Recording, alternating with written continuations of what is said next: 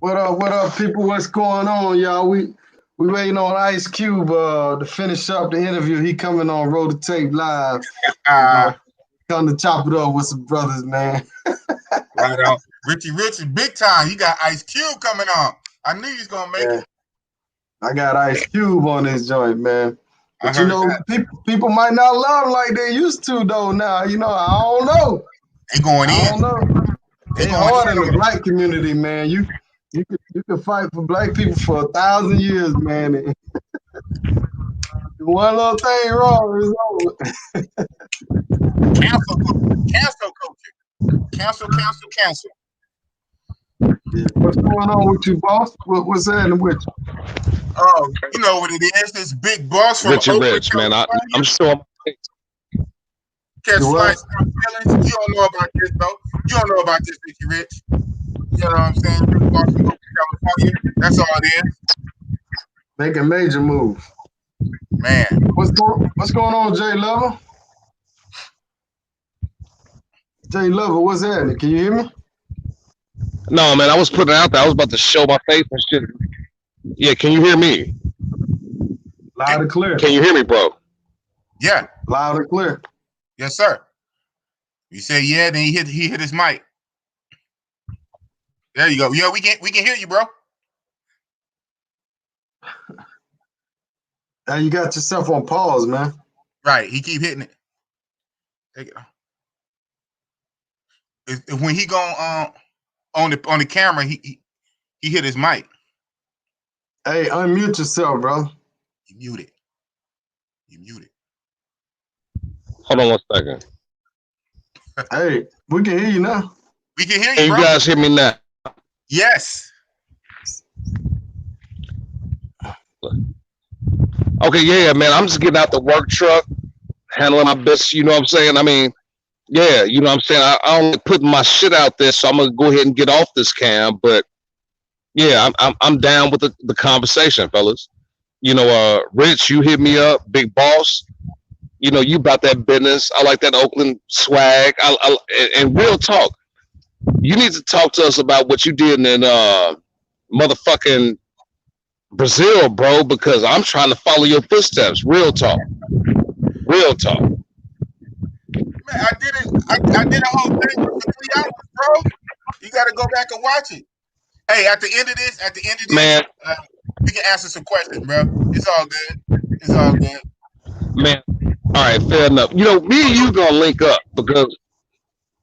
Go ahead. What you say? No, I was gonna say at the end of this, we can do a quick Q&A. I can answer some specific questions for you after we do this business. But it's all good, man. It's all love. Big Boss got you, baby. All right, for sure. Let's stay on the topic. LC, hold on. What kind of hat you got on, bro? You know I got a mega hat, man. Oh, man. Only reason I ain't wearing mine's is old. I need to get me a new one. Mine's is old. Same old hat. I ain't know the Muslim brothers was voting for Trump, too. You got to read the hat. You reading the hat? Make Africa great again. He trolled it. I'm with that too. Yeah, I ain't mad at you, Big Boss, man. You doing what you're supposed to do, man. I need to get a new one, though. This is old. This is 2016. Yeah. This is 4 years old. Yeah. I ain't mad at you, man. I don't wear it. I don't wear it, so just sit up there. Big Boss don't bend, Big Boss don't fold. You know what I'm saying? No, man. I'm too old for that, man. You see this gray? You see this gray? I'm too old for that. I'm too old for that, man. I'm gonna play this little. I just fought too many battles to be big behind these soul boys. Hey, I'm gonna play this little video real quick. I just put out on my channel. Make sure y'all check that out, though. I'm gonna just play it for y'all, man. It's just a little something. Hope I don't get copyright myself. You know what I'm saying? I hope I don't copyright myself, man. Anyway, self-hate. Self-hate, yeah. It's the warlord, bring the voodoo. When I bail through, it's crazy like Bellevue. What they tell you, leave that boy alone, like Home Alone. Fuck a skull and bone, arrest the president. That nigga is Russian intelligence.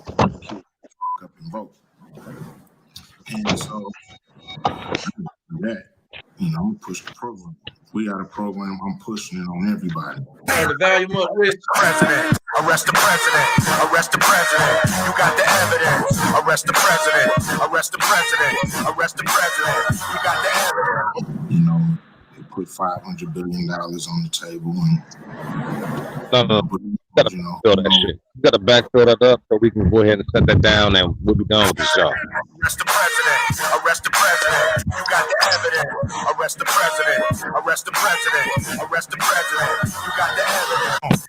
Hey, it ain't nothing worse than a person, in my opinion, who's trying to get you to believe that they fighting for you, when the whole while they just fighting for them. It ain't nothing worse than that. President, you got the evidence. That intelligence. You with your vape stick.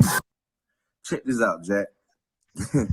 It's funny, but this shit real. You can never cancel Ice Cube. President, you got the evidence. That nigga is intelligent. You so basic with your vape stick. I'm being used. I'm not being used because I walked in there, I had meetings, and I spoke. I've never met Trump. I've never been to the White House. So I talked to both campaigns like I said I would. I have a contract that both parties gonna have to get with. We can't depend on one party to bring this through. It's too broad. Both parties are gonna have to get with it. So that's my mission, is to make sure both parties get with the program.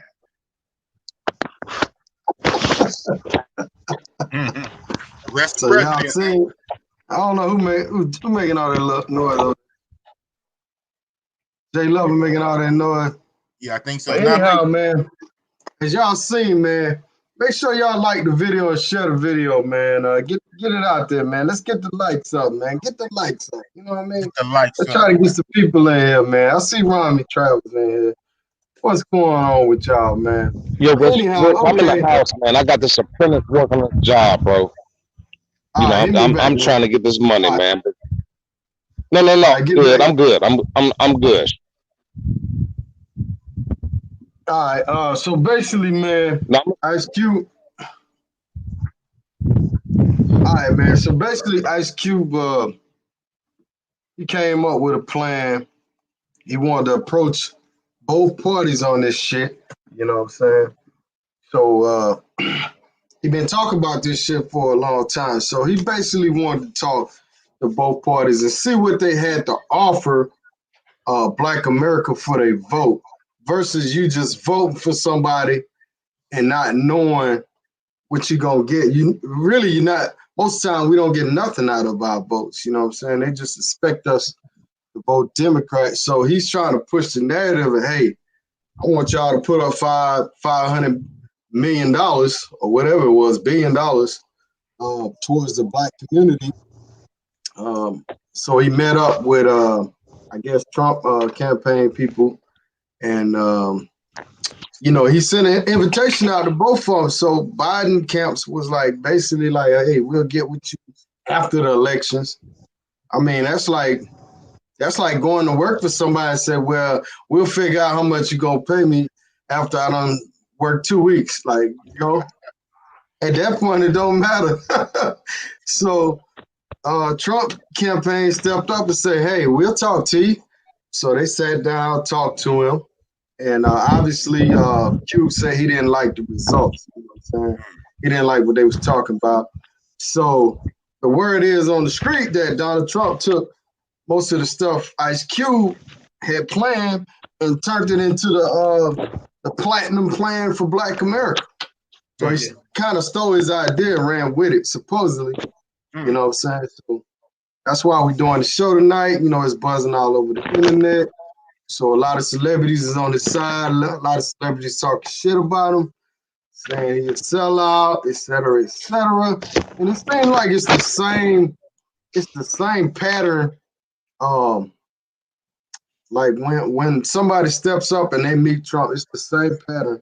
Everybody calls him a sellout. You know what I'm saying? So we're just trying to discuss this topic tonight. You know what I'm saying? Big Boss, I know you had came in first, so hey, let me ask you a question, bro. fellas, can you hear me? Yeah. Go ahead, man. You and everything else. You got a lot going on. I kept muting the brother, but he like a cockroach, man. You know, you gotta step on him like 3 times. Go ahead, bro. Go ahead, we listen.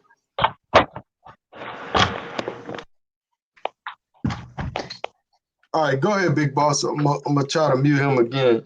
Go ahead, man. What's your thoughts on the situation? Situation. Yeah, Oakland style, baby. Oakland style, straight Oakland, man. West Coast, West Side. I'm not LA like Ice Cube, even though I spent some of my childhood in Southern California because my daddy is from Los Angeles. My mom is here from the Bay, but my daddy's from LA. So my mom went down there when she was like 18 last year in high school. Met my dad, football star down there. Had me. And so I did live a few years down there in Southern California. Yeah, let me say this to you guys. Real talk, as so far as voting goes, Trump. Real. Hey, Jay Love, you breaking up real bad, Bro. man. You're breaking up real bad. Let me let Boss finish his flow. When you get Boss on here, Boss don't tolerate all that, man. Let's get it together, man. Let's get it together. Go ahead. I don't know what's going on with his mic, man. Let's get it together. You got Boss on here. Boss on, So go ahead, Boss. Get it off, Boss. It's all good. It's all good. Just what you thought, right? Just what you thought. Everybody know I'm a Trump guy. You know I'm a Trump supporter. I rock with it. Don't agree with Trump 100%, especially when it comes to defending them law enforcement 101%, like they perfect angels, like they can do no wrong. But I rock with Trump. So, do you know what this reminds me of, though?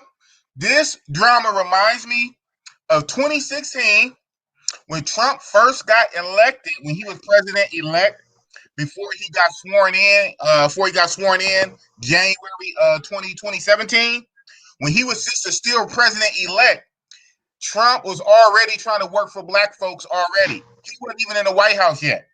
He was still in Trump Tower. Trump reached out to black leaders and say, look, before I get into the White House, I'm trying to reach out to the black leaders. What can I do for black folks? Just let me know. Maybe I can do it, maybe I can't. But let's sit down at the table and have a conversation. So a few went. I think Steve Harvey went. Kanye ass went. And Jim Brown went.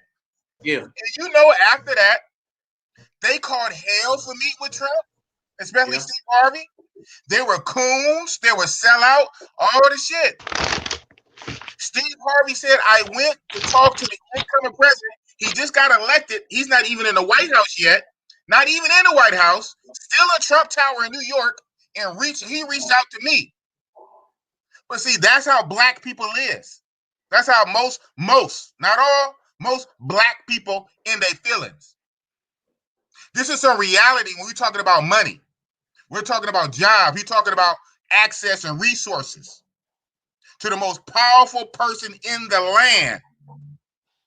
Reach out to you to help you. Nah, he racist. He racist. Man, he's so racist that he want to reach out to black folks and he want to see what he can do to them. And that was 2016. So now here it is. Fast forward 4 years, 2020. Re-election, you got to get black folks say, how much of it is genuine? How much is it whatever? What do you have to lose? Okay, but at least he did it. At least he did it. Whether he mean it, whether he playing, whether he tickling our ears or whatever, at least he did it. And so I tripped, and I brought this out earlier when you went through the Ice Cube text when he said what did he say? He said they reached out to me and blah, blah, blah. And after talking with his people, they made adjustments to their plan. Keyword, adjustments to their plan. What does that mean? That means they already had a plan. Trump, like 2016, was already working on a plan for Black America, already had a plan. And then they made adjustments. They made adjustments to their plan after talking to Ice Cube. They made adjustments. All right. So We're gonna let you chime in, brother Wally. They need to get out their feelings and they need to get into reality and get some money. Be about your bag. Like somebody said, there ain't no money in your feelings. Real talk. Brother Wally, you want to chime in on what Big Boss was saying? I agree with everything he said. I'm not a Trump supporter, but if he's willing to get the money to our community versus a bunch of rhetoric, then fuck it, let him do it, man. You know, that's what it's about. It's about the economic opportunity. It ain't about how you like or not like. You know, that don't make no sense. Hell, people go on jobs, they don't like their job or bosses, but you go every day, don't you? Shit. So I agree with Big Boss said. We don't want the money. We don't want the money. Keep the money. You're a racist. We don't want the money. We don't want the money. Keep your money. All right, so Big Boss, let me ask you a quick question. You don't want your money. We're gonna let J Level chime in. But so why he didn't present this plan like when he came in? You say he was talking about it for years. Why didn't he bring it up in his first 4 years? Well, you talk about he might not have did the platinum plan, but back then he had a plan for 2016. This is a 2020 plan. So back then in the 2016 plan, he called in the black leaders. He called in the black leaders in 2016 when he first got elected before he went to the White House. When he was in Trump Tower, New York, he called the black leaders in to ask them what do they want. So Trump has already been on his hype already. They told him already. Trump said, but they told him 4 years ago. So he was already doing this. So now in 2020, he's leveling up the game. So it's taking him 4 years to get the plan started. That's what you're saying? Well, maybe this he had another plan.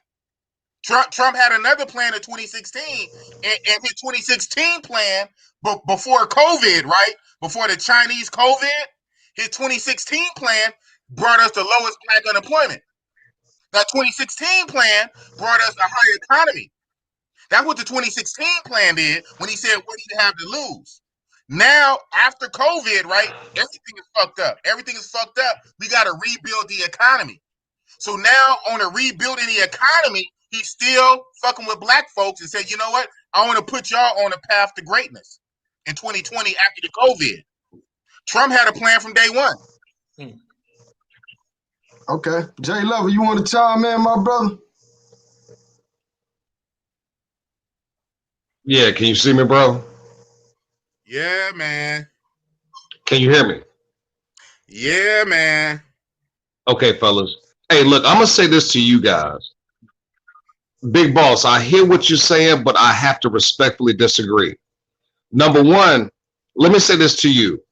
You know, this COVID shit didn't come out until Trump started checking China on tariffs.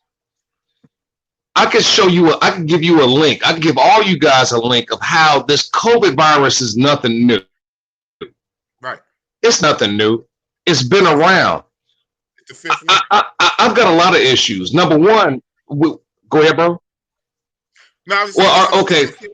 When you talk about the CDC, yeah, when you talk about the CDC, these motherfuckers had nothing but time to figure out how to check some shit like this. Pardon me, bro? Nah, I'm saying I thought we was focusing on the cube thing. I'm sorry, sir. We're about to get into COVID and all this other stuff, man. Right. Let's do this. Well, I mean, that was being talked. Well, yeah, I brought up the economy. I brought up the economy. So right. Hold on, real quick, man. Let me give a shout out. That's hold on, real quick. Transition into COVID. All right, hold on, real quick, bro. Let me give a shout out to Brian Bourne. Greetings from Japan. What Trump did, though, fam. 4 years later, tickling ears is politics, boss. Plan? What plan? And when will this plan come to fruition? What did he do, though? Nothing. All right, check it out, man. When we get off topic, man, just try not to be too long-winded, fellas. Just get it off and get back on topic. We was talking about Q, basically. Pretty much, is he really trying to sell out?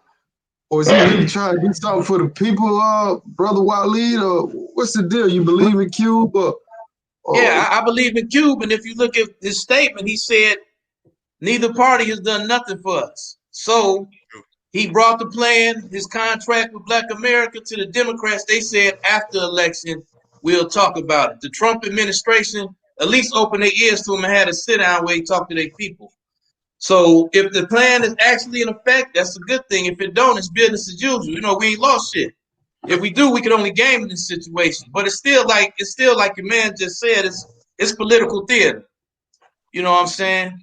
Yeah, that's a good point too. What my man just said, motherfuckers was loving Trump. All the celebrities to go to New Jersey, the Taj Mahal, to stay.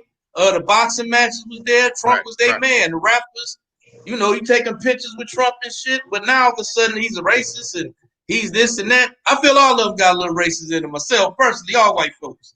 But he's not the devil incarnate like people said. And I can name 5 presidents that was worse than Trump, who actually did and say statements with nigga in it and stuff like that wasn't hidden.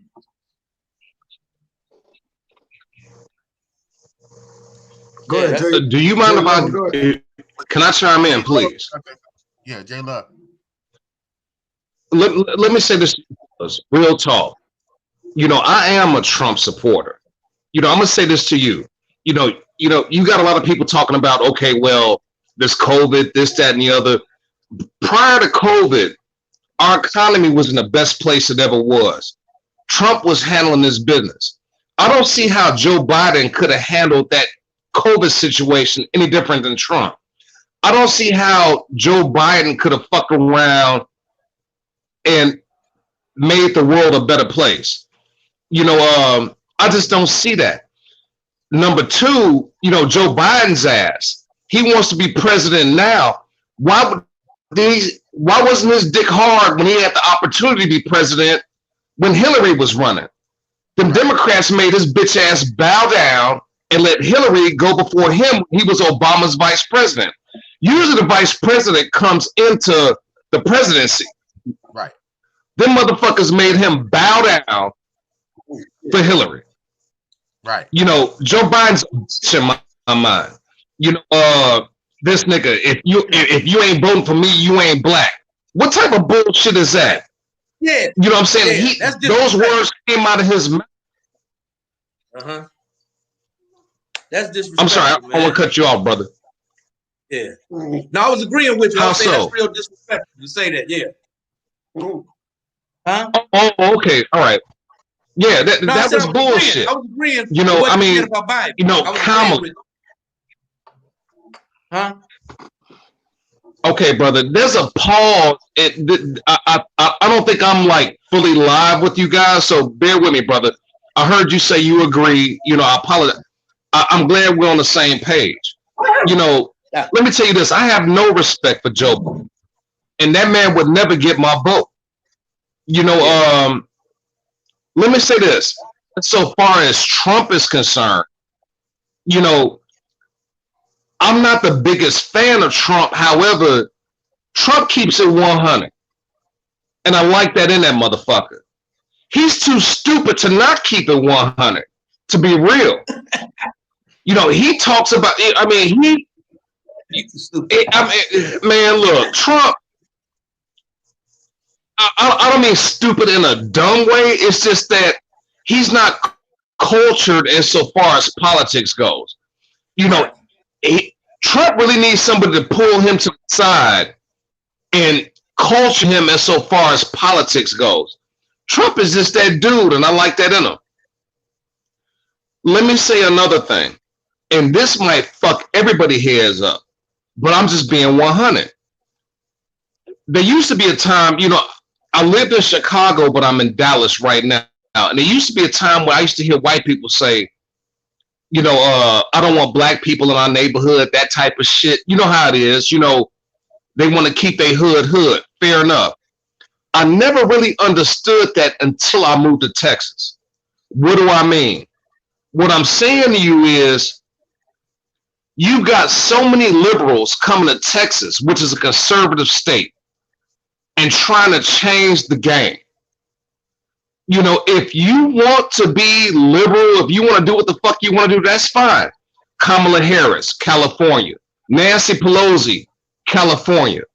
Those states are in the fucking red, bro. They're bankrupt states and big boss. I'm not trying to play hit, but I know you live there.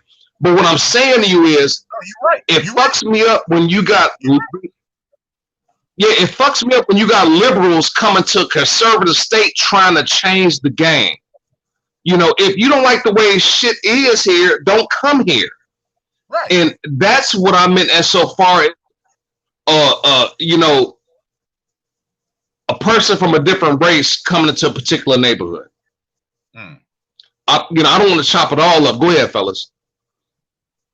Yeah, you own it, man. You spot on. I ain't got. You was on the roll. Yeah. Right. And we can talk about any, as long as it's related to politics. We can talk about whatever, man. We can talk about whatever, you know what I'm saying? But let's try to do this though. Let's try to do this right here. Puff puff pass. Well, go ahead, big boss. I know you wanted to say something. Break it on down, big boss. Not really. Like I told you, Rich, on the back channel before we even got up on here. In one way, depending on how you look at it, this is open and shut. This is an open and shut case. I mean, I guess you can always debate something from 50 different angles. Is it half empty? Is it half full? What perspective? Which angle are you hitting it from? But at the end of the day, the bottom line is for blacks, for African Americans, money for blacks. Do you go to the most powerful person in the land to try to get economic opportunities for your people? At the end of the day, how is that wrong to try to hook your people up? How is that wrong? Because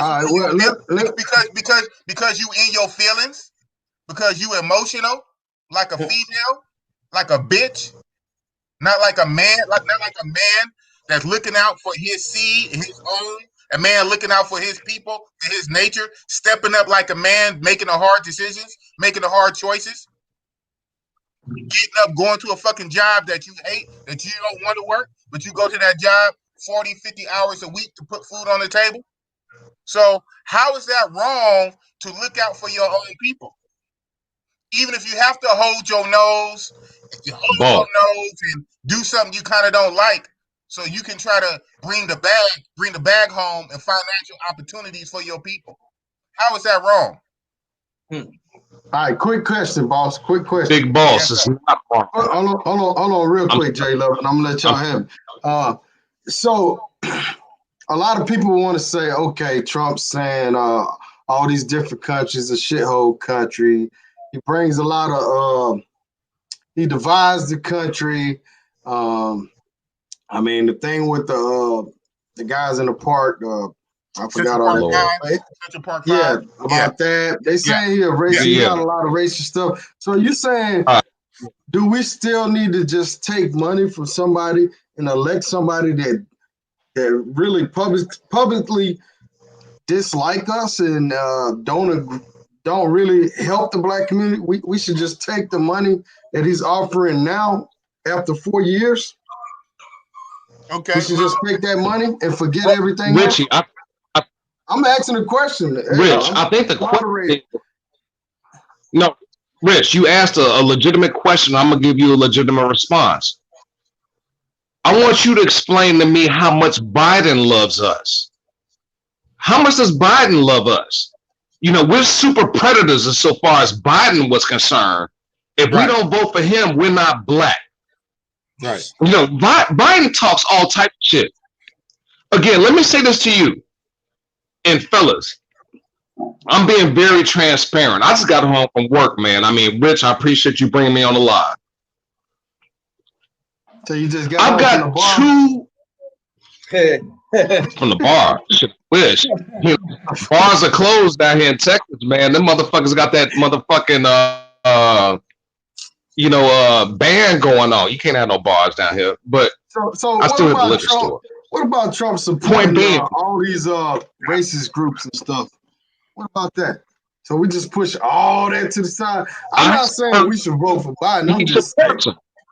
Have you heard Trump come out and say he supports those groups? Have you heard Trump come out and say, I support the Proud Boys. I support this group. He's never came out and said that. He never really did. He never has. Right. Well, I mean, he didn't support them either. I mean, you have to take that into account, Rich. Real talk. You got to take that into account. If you ask me, do I support the KKK or, you know, something like that, I'm going to say no. I mean, that's easy to answer, man. You know, you stand down and stand back. I mean, come on, man. He's playing politics now. He's playing both sides. Now, he did in the past. He has in the past. Trump understands the media, man. He's been in the media, the New York circus for so long. He knows whatever is going to sell. It's going to keep him relevant. You know what I'm saying? That's all he really cares about, man, is relevancy and getting that bread. So he like the greatest thing since P.T. Barnum, man. You know, and not just not just relevance. Trump has to support his base. Let me say this to you guys. You know, I love politics. I love politics. And let me say this to you. If I had to choose from a Democrat and a Republican to represent my cause, if I chose a Republican to be Newt Gingrich, why? Newt was a bad motherfucker. When he came up with the contract of America, when he was the chair of the House of Representatives, Newt couldn't be fucked with. When it comes to a Democrat being from Chicago, his name was Dan Rostenkowski. Yeah. Pardon me? Yeah. I don't know if you guys know who Dan Rostenkowski is, but Dan Rostenkowski was a player when it came to politics. So if I had Newt representing me on the Republican side and Dan Rostenkowski representing me on the Democrat side, I'd be straight. I'm telling you guys, we can go back and forth about how motherfuckers want to interpret this, that, and the other. The reason I fuck with Trump is because Trump keeps it 100. Is he, the end all be all? I would say no. But I'm not fucking with Biden. We can shut this conversation down right now. When Biden was vice president, when Obama was talking all that bullshit and got out of office and Biden was vice president, why did he bow down to Hillary Clinton? He's a political motherfucker. He's part of that machine. He's part of that camp. If I was vice president, I'm running against Hillary. At least Bernie Sanders had enough balls to stand up against Hillary and say, I'm running against you. Biden didn't even do that. Think about it, fellas. I mean, real talk. You're the vice president and you bow down to Hillary Clinton. And Hillary Clinton's claim to fame is sucking Bill's dick. The same thing Monica Lewinsky did. So what are we talking about? But Biden bowed down. I'm the vice president, but I won't run for president. I'm going to move out of the way because the Democratic Establishment Party says Hillary needs to be in there. Where's Hillary now? That bitch needs to be in jail. Real talk. And I'll yield, fellas, and let you guys talk. And a hard following that up. Shit, I'm with you. Damn. All right, well. It's like we talking to the choir, man. I think. But Rich, what was that question you said? You said something about taking the money and even with Trump doing all this stuff, right? Well, just like somebody said earlier, man, y'all falling into the pony trick that Trump is trying to do right now. You know what I'm saying? Just like Q. I mean, the question is was he using Q, you know what I'm saying, to get attention? Is he really gonna do what he say he gonna do? Is he just saying this shit to get the vote? But even so, I mean, it's still like it's still political theater Look how much stuff Obama said that didn't happen. Did he do good stuff? Yeah, he did. But he made a lot of promises too. And then, like I said, they keep making Trump out with this racist shit. But you can look at racist shit like shit that Nixon then did or Reagan then did and stuff like that. Trump hasn't did no shit like that yet, has he? That I'm aware of. Like target the black community with crack and stuff like that. You know what I'm saying?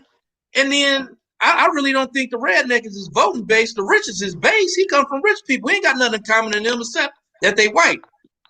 I mean, they not on his level economically, probably not even educationally. He pushing the Hicks, but they buy into it because he talked that tough talk, silly rhetoric shit that know it's gonna upset motherfuckers, and then they buy hook, line, and sinker. He got him. Ain't shit Trump can do. Trump will tell them to jump off a bridge and they gonna do it. Just because he talks that shit to them. After they do it, he gonna laugh. You know, stupid motherfucker. You know, that's his attitude. So to me, it don't matter who in there, what in there. I say if an opportunity can be reached where we could get some money to get it. All right, so let me give a shout out to B-Dot. Trump support his base, period. We are not part of that group. These are the facts, brothers. Trump used I mean, he just basically saying what you just said, you know. We're not in the mix. We're not down with them like that. Shout out to Brian Bourne. Boss, be honest, if Trump wins, do you really think he will push this Ice Cube situation and have something to show within one fascist year and vice versa? Same question with Biden. Well, the thing is, Trump on his way out. He ain't got nothing to lose if he get back in. Just like everybody said Obama's going to do so much with his second term and shit. There's a lot of people he could have let out of jail, but he didn't part. You know what I'm saying? Who, Trump? Obama, his last year. That's what I'm thinking. Everybody was talking about, oh, yeah, Obama's going to do it in his second term and all this other shit, but it didn't happen. He left judge seats vacant. He left the HBCUs hanging.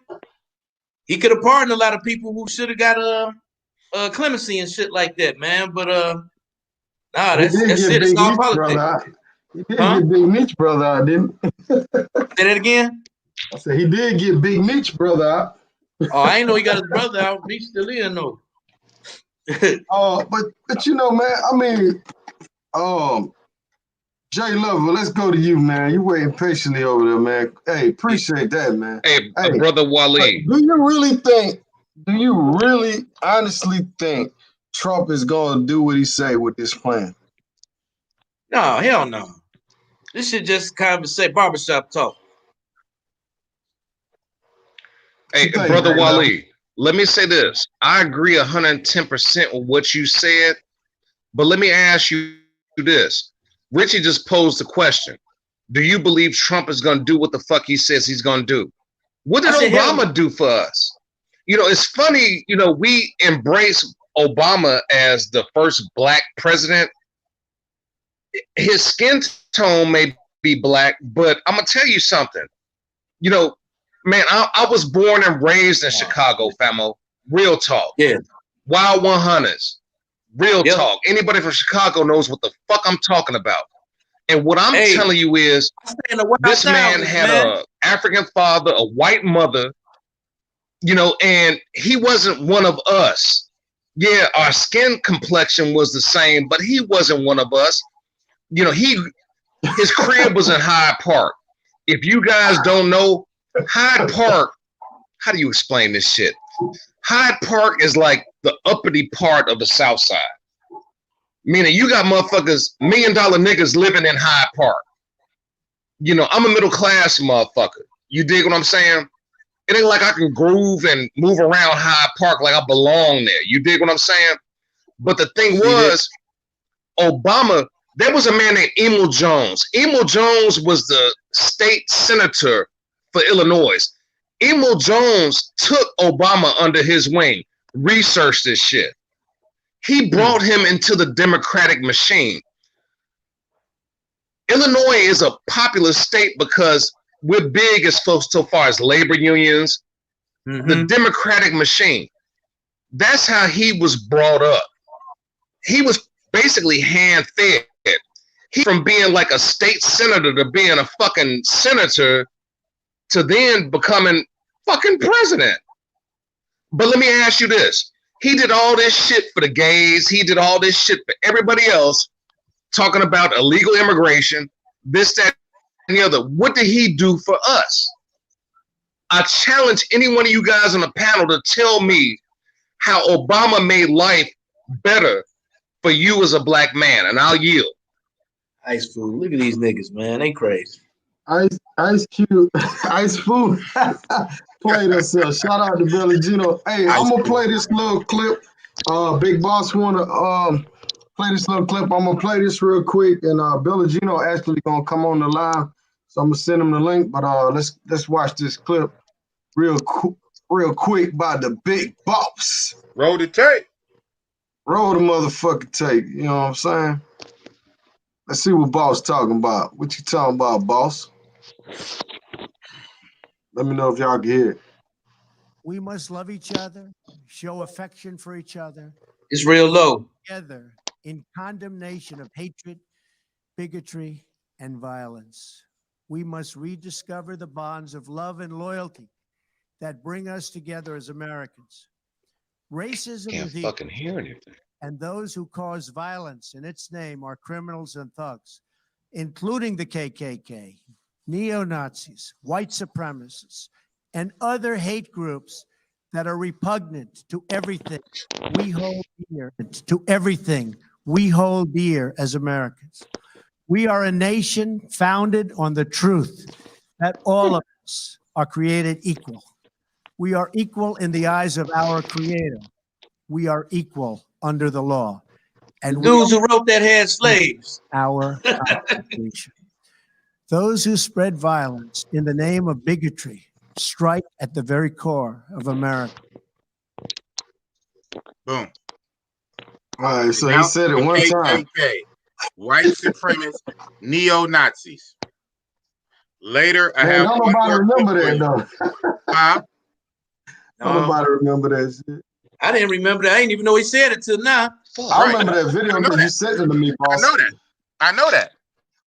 I got another one for you, but at the end, I got one more for you to run. Hey, it ain't gonna matter. They all on the same team to me, so you ain't gotta sell no argument that he said it or didn't. Right. They all white motherfuckers in my eyes, so yeah.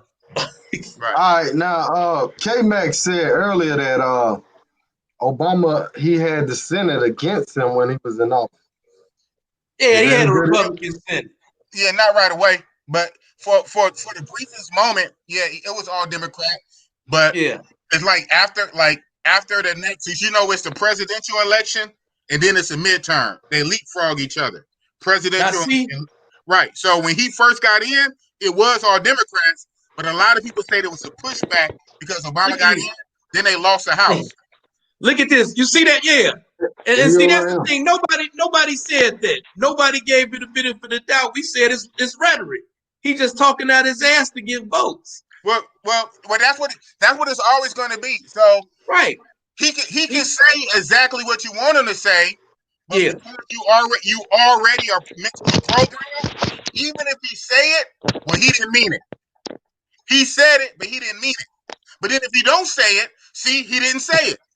Right. So you can't win. Right. So that's why when it gets to them type of situations with people that are programmed like that, I don't pay them no mind because they're lost. It's a lost cause. A lot of people got to go. A lot of people got to go. Yes, sir.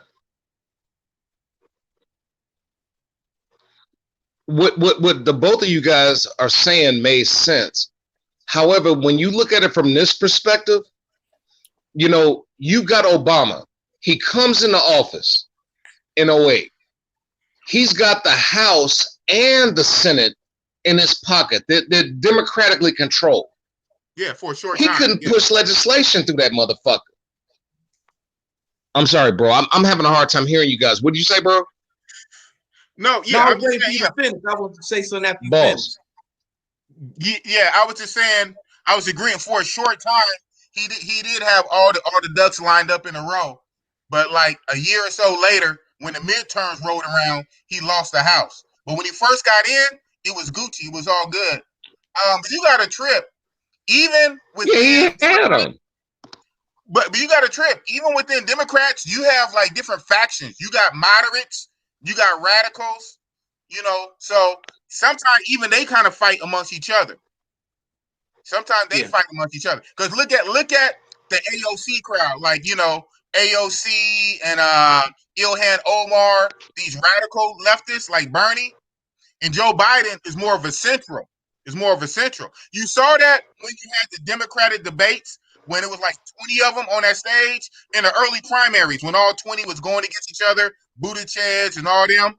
You see how different the spectrum was? And at the end of the day, when the smoke cleared, Biden got the nomination. But during that Democrat debate, when it was like 20 of them on stage, man, you would have thought they was from different parties. So you have a lot of division. You have division even within the same parties. So a lot of that's what's going on. All right, go ahead, brother Wally. Go ahead. You know, when you talk about AOC, I'm sorry. Go ahead. Go ahead, bro. I don't want to cut you off. No, go ahead. What you gonna say, man? I should follow up. You know, I could talk about this all night, fellas. Real talk. I could talk about this all night. AOC, you know, Squad. let me tell you something. You know, these chicks got elected for whatever reason. Fair enough. You know, that's cool.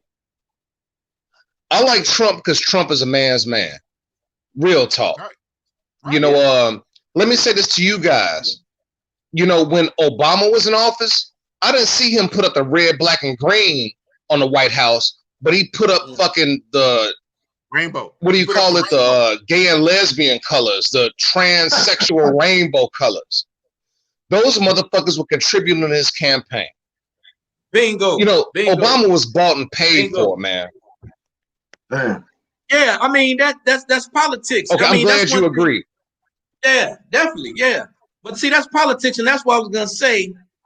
I'm a student of history. I'm quite sure all we is. I can tell how y'all brothers speak that y'all study too. But when do we get the right to vote? Like 65 or something like that? 67? The right to vote? Man, they we still had it before that. You had the right to vote before that. They still got to sign a bill on that like every 10 years, I think. Wasn't that? But still, I mean, the South, even the South, like the North, I think was voting, but they wasn't voting in the South, right? To the 60s. No, they was voting. Hell no, they was voting shortly after. They was voting before that. Right. Let me Google it first. I mess up, but because I remember. It's funny from watching the movie, right? What's that movie? Watching the movie? Yeah, about after the Civil War. You didn't read it in the book. The blacks went in to vote, and then the South, Jim Crow was hating on them doing Jim Crow. Jim Crow was before the 1960s. So let me look it up. I'm just saying, I know it was before the 1960s because it was Jim Crow. So let me look it up. Nah, man, they had a big voters' right drive and stuff during the civil rights movement. Man, it might have had it back then, right. If they wasn't allowed to or something. But anyway, the point I'm trying to get to is getting up to what brother said about Obama being bought to pay for. We really got a short span, so we really don't have no political power if you look at the bigger scale of it. We kind of new on this political scene. So while we playing catch up, they know that's how it is. It's about the lobbyists paying off these politicians and getting their agendas pushed. Now, we as black people just think because we give a vote that the politicians are going to honor that on the strength of us yelling and hollering and talking shit, but we not lining their pockets. So in their mind, they hearing that shit, oh, yeah, we're going to do it. Entertain like fuck you niggas. Y'all ain't gave me shit. Y'all sit up there do the most complaining and all this other shit and shit talking, but you don't send no money to my campaigns. So that's why they don't honor that shit, man. Right. Let me pay the bill real quick. Right. We need action though, big boss. You can tell me you're gonna cook me some ribs until I got that barbecue neck bone in my hand. I don't want to hear it. Don't come at me with some excuses that your grill broke due to COVID. I don't want to hear that shit. Well, my damn ribs ain't player. That's funny. Shout out to Jay Mark. You know, fellas, as so far as segregation, non-black who dissing the women of color? AOC AOC tried to side the Latinos when they had the reparations talk about they should be covered. I think a few of them other politicians did too. The Latinos ain't been through the slavery like we've been over here in America. So how the hell you think you're gonna slide that in there? You know what? I'm glad you said that, bro. I'm glad you said that. Let me say this. I'm glad you said that, because one thing that particularly bothers me about this whole election is Kamala Harris. I would never vote for that bitch. Ever.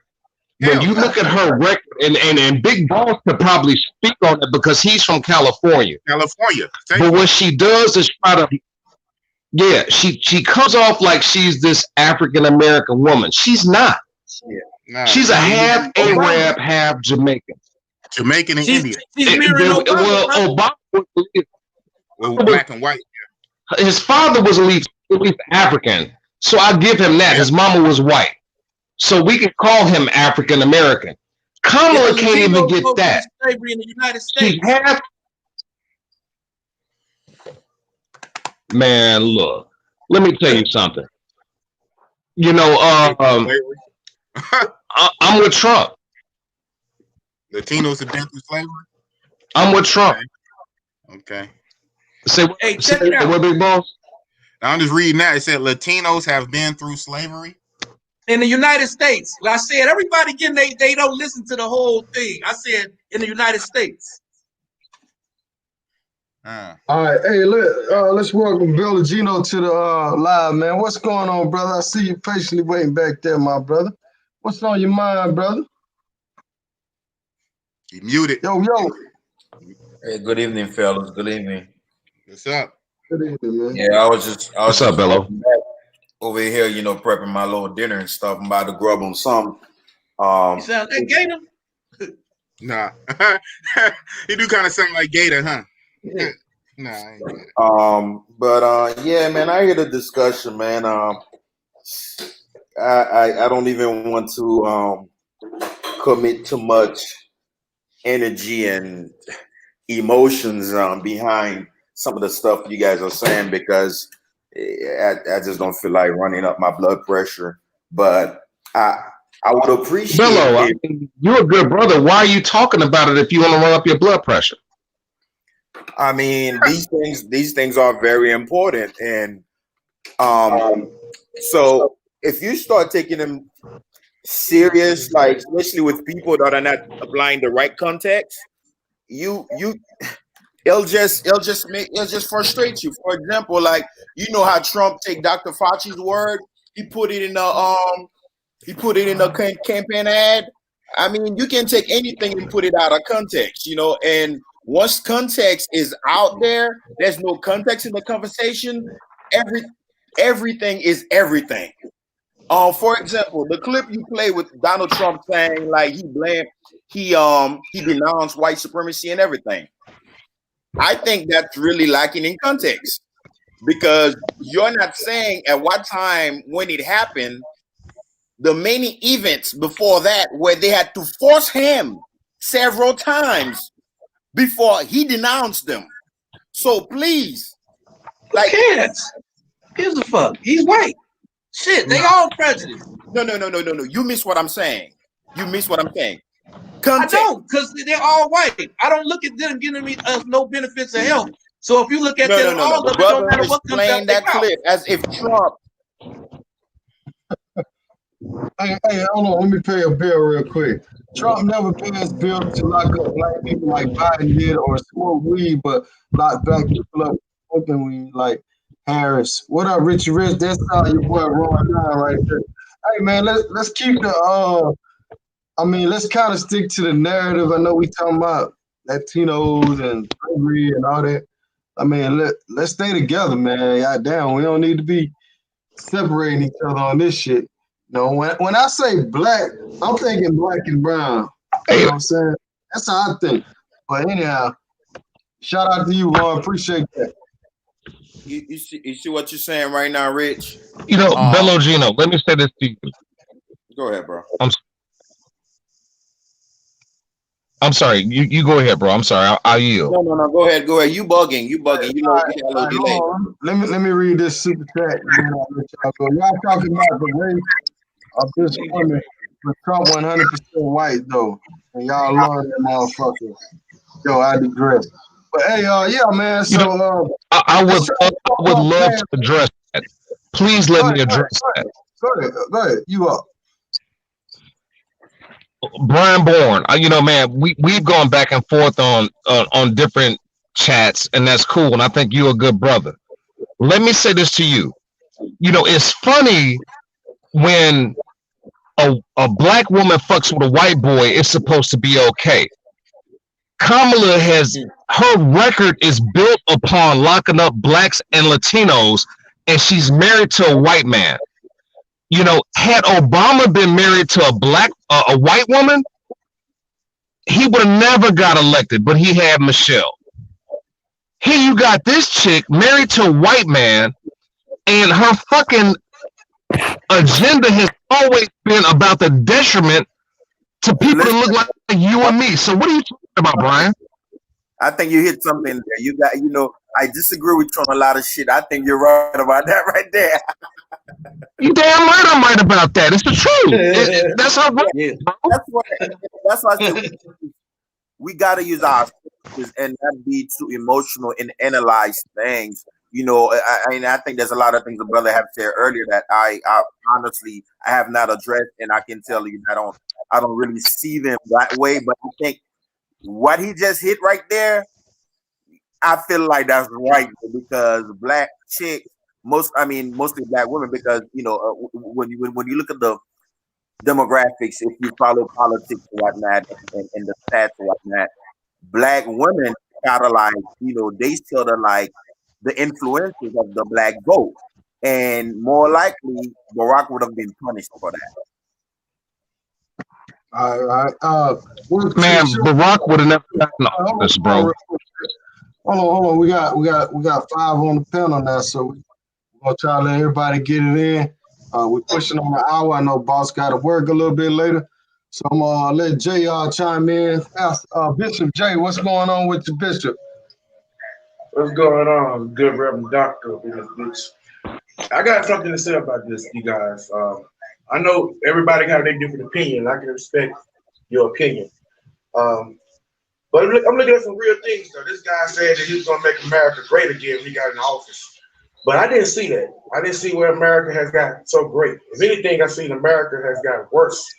And I'm traveling abroad. I left the country before Trump got in office. And one of the main reasons I left was because of what was going on with the administration before it got in. I was looking at the environment of Gillian Root. A lot of racism was going on, protesting was going on. And I knew it wasn't going to get better. I knew it was going to get worse and worse, especially with the race relations. Because that's one thing that I see a whole lot that's going to be a big problem in the U.S. is the race. And this guy's not going to do anything to tone it down. He's going to put more gasoline on the fire. It's going to get worse and worse. And he like a What did Obama do to make it better? We ain't talking about Obama, damn it. Quit talking about fucking Obama. Y'all need Obama out of this shit. Stick with the issue. Stick with Trump. Quit talking about Obama. Let's talk about Obama. We're not talking about Obama. I'm talking about Trump. I'm talking about Donald Trump. I'm talking about Donald Trump. This is not Obama. I mean, we gonna go back to Ronald Reagan, or we gonna go back to Nixon? Or we go. What mean? It's all relevant. It's all relevant. Why not? I'm talking about what's going on right now. I'm talking about what's going on today. We talking about the Obama administration. It's a whole different administration. Obama. I did not support him. I mean, Obama messed up, but this is not about him. We're trying to stick to the issue. I mean, this is like so he messed up. You don't mind admitting that. Y'all doing the same thing Donald Trump do. He always going on. You know what, bro? Distract people. Bro, let me tell you something. You know that's why you know I can't even finish my statement because y'all bringing up Obama. Go ahead. That's true. You do got to let him finish. You got to let the good Reverend finish. I yield. I'm sorry. I apologize for interrupting you, brother. I apologize. I sit here quietly with my mute on and listen to everybody. I didn't cut nobody off or interrupt. I sit here and listen. And I'm trying. I hope I get the same respect. What I'm saying is that I mean, what is so great about America? What happened? I mean, this guy ran up on the platform and said he's gonna make America great again. And when he ran for office, when he got elected, I didn't like Trump, but I mean, I accepted him as the president. I mean, I was looking to see America be great again. Same way if you hire a contractor to do a job, if they don't deliver on the job, you fire them. You get somebody else that can do the job. And I didn't see this guy deliver on what he said he was going to do. This guy did not deliver on what he said he's going to do. And at the same time, Joe Biden, I mean, I don't like Joe Biden either. We got two people in the office, two people that's running, and we got to deal with the less of the two evils. And I know Joe Biden did shit in the past. I'm not looking at the past, I'm looking at today. I'm looking at why Joe Biden ran for president, because the stuff that was going on with the race, it encouraged him to run, because at that time, I seen nobody of power that was speaking up against Trump, or nobody that had the power to go against him, because everybody was afraid of him. So I commend Biden for running on that purpose, and also I commend Biden for dealing with Donald Trump during the debate, because Donald Trump was rude, kept cutting him off. But for this man, they said it's brain dead, for him to keep up and not be distracted, I give him kudos in that. And then as Donald Trump, I mean, I'm looking at him as the leader, the so-called leader. He's supposed to encourage you guys to wear a mask so the coronavirus can go low. This guy is being defiant. I mean, is that a leader? Is that what you call a leader? Is that what you call a leader? I mean, the cases are going up. The cases are going up. The numbers are going up. The leader's supposed to make a good example. But this guy's not being a good example. This guy. I have a question for you. If Joe Biden cares so much about America, why did he bow down to Hillary? Answer me that. I'm not saying that he cared that much about America. I'm not a Biden supporter, but I feel. No, answer the question. Why did he bow down to Hillary? I can't answer that question because I'm not Joe Biden. I don't know what was going on with Joe Biden. You know it. I don't know what was going on with the Democratic convention. They the one that probably endorsed Hillary. I don't know what was going on behind the scene. I can't answer that question. I'm not going to sit here and lie. I'll try to answer it. But he cares so much about America now that he's running against Trump. That's bullshit. That's bullshit. Okay. So you satisfied with what's going on now? You satisfied? You think that we have great leadership in office right now? What I'm going to tell you is this. Yes. Our economy hasn't been in a good place. Yes, we do. You know, since the housing crisis in 2008, our economy has not been in a better place, number one. Right. When you look at stocks, when you look at the stock market, when you look at everything, our economy has been blessed with Trump in office. And more to the point, let me reiterate this. You know, before Trump started fucking around and putting tariffs in on China, I find it curious that once Trump started checking China, now all of a sudden the Chinese disease comes out. This is motherfucking germ warfare. Those motherfuckers did that shit on purpose. Yeah. We all know that the coronavirus came out of China. Yeah. And these liberals don't want to admit it. You know, you're talking about the squad and these bitches. These bitches have done nothing to build our fucking economy. I haven't seen one of them build a road. I've never seen one of them. I'm in construction, bro. I've never seen a woman build a fucking building.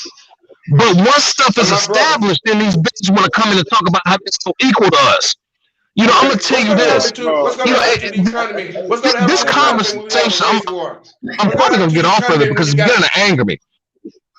What's gonna happen to the economy when you got? I'm sorry, what? Going against each other? What's gonna happen to the economy when the race war break out? When America get more divided? What's gonna happen to the economy then? Is it gonna get stronger? What's gonna happen to the economy then? Let me mute everybody. Hey, time out, y'all. Look, I want us to have a healthy discussion here. I don't want everybody to end up being separate after this live. You know, this live is not trying to tell you who to vote for or nothing. We just having a discussion. You know, if we can get back on Cube, we can talk about Cube a little bit. I know, brother. It's all part of the discussion, though. To be honest, it is. It is. Yeah. It's a part. Even though, but the brother, I think. Well, I don't want to blame Jay only, but we seem to be drifting a little bit because we start drilling in the personality. I mean, come on, man. Why is Obama coming up with this? Like, I mean, okay. They have no other defense. They have no other defense but Obama.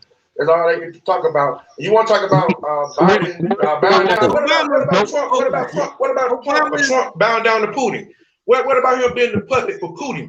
I mean, Because Obama like black sucking Jesus, Cootie Obama dick. Whatever Booty tell him to do, he do. He's scared of Cootie. Why he so afraid of Cootie? I mean, come on, y'all answer that. Answer that. He's not. Why do we need Russia? Look at Russian economy. Why we need them so bad? They got some shit over Donald Trump. You really believe that Donald Trump is scared of Vladimir Putin? You really believe that? Hell yeah, hell yeah, I do. Hell yeah, I do. Man, hell yeah.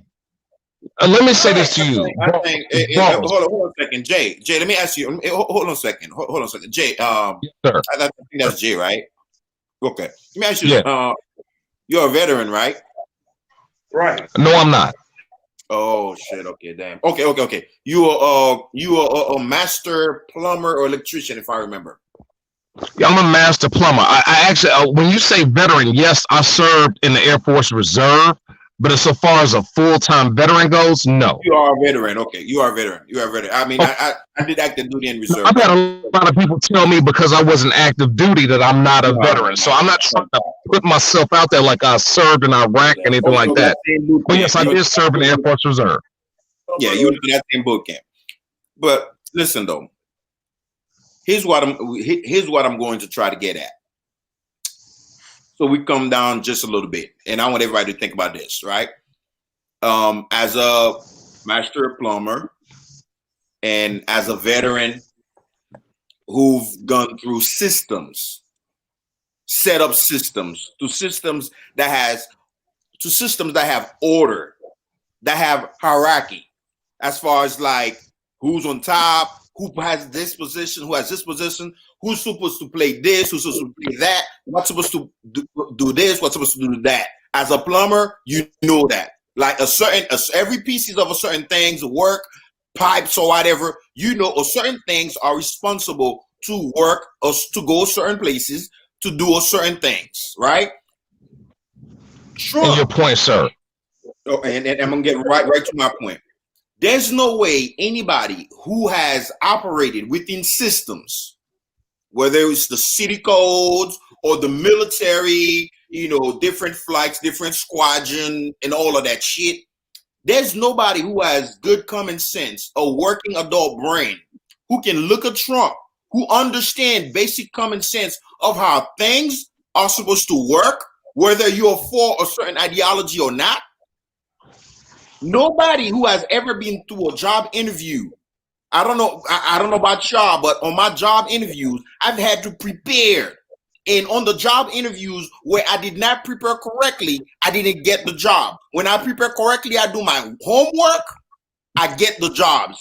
When you have looked at Trump's from the beginning around 2015, all of the debates, all of the press conferences he ever had, you look at him. When you look at him, you think you understand everything he said, or you think he's done his homework. You think you can look at him and be like, okay, this person took the time to understand. Can I please have an opportunity to respond to this? Can I please have an opportunity to respond? Continue, brother. Continue, Bello.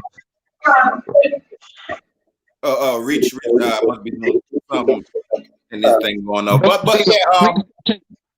yeah, we got a huge response. We want other people to try to. Yeah. Go ahead. Go. Go ahead, bro. What I'm trying to say is like you can tell Trump is careless about everything he does. There's no way any one of us as a black person can go to any function, a job interview, or go to a position and operate the way Trump operates and still keep that job. You and I know that shit. You know what? I'm sorry. Continue, brother. I just want an opportunity to respond when you're finished. So go ahead. I'm done, bro. Let me say this to you. I understand your argument, but I feel it's misconstrued. And what I'm saying to you is simply this. You know, early on in the conversation, you said, why is Obama a part of the conversation? I think Obama needs to particularly be part of this conversation because when we talk about Trump, we automatically assume Trump was racism. Well, okay, Obama was the first black president, and I'm sure you would agree he pushed the gay and lesbian cause more than he did the African-American cause. You know, he was a political puppet. Now you cut me off, bro. Can I finish? No, go ahead. I'm sorry. Go ahead. Can I finish? You know, secondly, you can say Trump might not be this, might not be that. Again, I love Trump because I know where I stand with that motherfucker. He might not like me. I might not be his best friend. Let me say this to you. Being a citizen of the state of Texas, I got a license to carry card. Anything that white people can do, I can do. So no matter how Trump may dislike or like black people, as much as he likes white people, with me being a citizen, I've got the same rights as those motherfuckers that he cares about. So I don't, you know. I want to say something. Let me chime in. Let me say one thing. Since we're talking about cut me off. I yield it to you. Cut me off. Go ahead. You know, and on top of that, the tone of the conversation was about Ice Cube trying to talk to Trump. Let me say this to you. It fucks me up. Andre 100 tried to do it. You got all these rappers, motherfuckers that really. Now I'm gonna put Ice Cube on a higher plane because he's a smart, intelligent brother. But just because a motherfucker has money doesn't mean his word is the end all be all. And a lot of us fuck that up. We hear a motherfucker like, let's say Jeezy came out and said, well, blah, blah, blah, blah, blah. Nigga, who the fuck are you? You know, your word ain't the end all be all. I will give Ice Cube credit. That motherfucker's a smart, he's cultured, he's a grown nigga. You know, he's got experience in this game, he's got experience in life. Please, you know, when you talk about these... Listen here real quick. I'll let you take it. Let me slip this in here real quick. If you are such a smart brother, he'll be informed enough to already know some of the shit he put in his plan is already out there, and the Republicans are not voting for it. All right, cool. All right, welcome to the show. Let me make one statement. I want to make one statement because I've been trying to make this statement for the longest. Well, go ahead. We'll let Brother Markel. Okay. Go ahead. Okay, when Trump got in office, he come in trying to divide people. He tried to build. Somebody playing the replay in the background. I don't know who's doing that. It's not me. Not me. Brother Jay, it might be you. Okay, yo, it was me. I had my iPad on, so I got it on. Okay, when Trump got in office, he come in dividing people. He come in wanting to build a wall. He come in wanting to not let Muslims come into the country. He came in with the racist shit already on point. Let me finish my statement. He came in being racist. Under his administration, we seen Karens. It seems like when Trump won, a lot of white people have a sense of pride. They feel like they can do anything toward black people. And I've seen a whole lot of shit in the media. It seems like as soon as he got in office, they started acting like him. I mean, you didn't hear Karen under the other administration. I mean, every time I look up on the news, I'm seeing white people now trying to prove a point that they can do black people any kind of way. I didn't see that a few years ago. It's like when I leave the United States, every time I look up, I'm seeing a Karen like trying to violate black people's rights, and not only black people, but Hispanics and Asian people being discriminated against. I mean, he brought a climate of racism in with him, and this climate, and it's getting worse and worse. He came in on this tone. If y'all give him 4 more years, he's gonna continue to do what he's doing. It's gonna get worse and worse. Let me ask you this: I mean, it's up to y'all. The wall, an element of race. Hold on, brother Jay. No, we gotta let other people come in, man. You got a new dude, right? Let the new dude talk. Yeah. Now the reason is a thing of race because he called. Did you hear what he called the people that he built the wall for? Called them thugs and all kind of names. Put them all in one boat. Right. Okay, we're gonna let Brother Markel talk for a second. He's been patiently waiting. Shout out. Hold on, let me give a shout out to Brian Bourne for the 2 comments. How about we say these? Fuck these politicians. Let's do our own thing, pave our own way. We cannot rely on Trump or Biden. Fuck them motherfuckers. I agree with him 110%. Prosperity for ourselves and our kids, right? I've been focusing on that since 2004. I have no complaints. Period. We're gonna let Brother Markel take, and then we're gonna talk, and then we're gonna let Wally and Big Boss chime in because they've been patiently waiting also. They have. Rich, can I just please reiterate on what this brother just said about the wall? Can I just get this out? Just make it kind of short because I mean we're going. I will make it very short. I will make it very short, Richie. Go ahead. Look, let me say this to you. I'm from the south side of Chicago. I know a lot of good brothers that are locked up for committing a crime. when Trump says build the wall and keep these illegal aliens out, number one, as far as DACA goes, I want them all deported.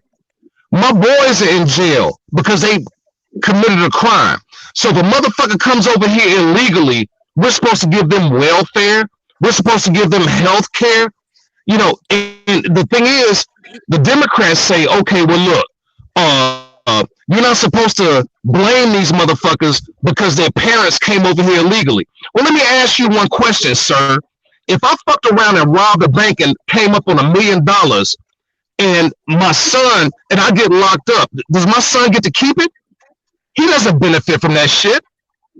You know, them motherfuckers came over here illegally, bro. So that means they're illegal. So why in the fuck would you want to, why would you want your tax money?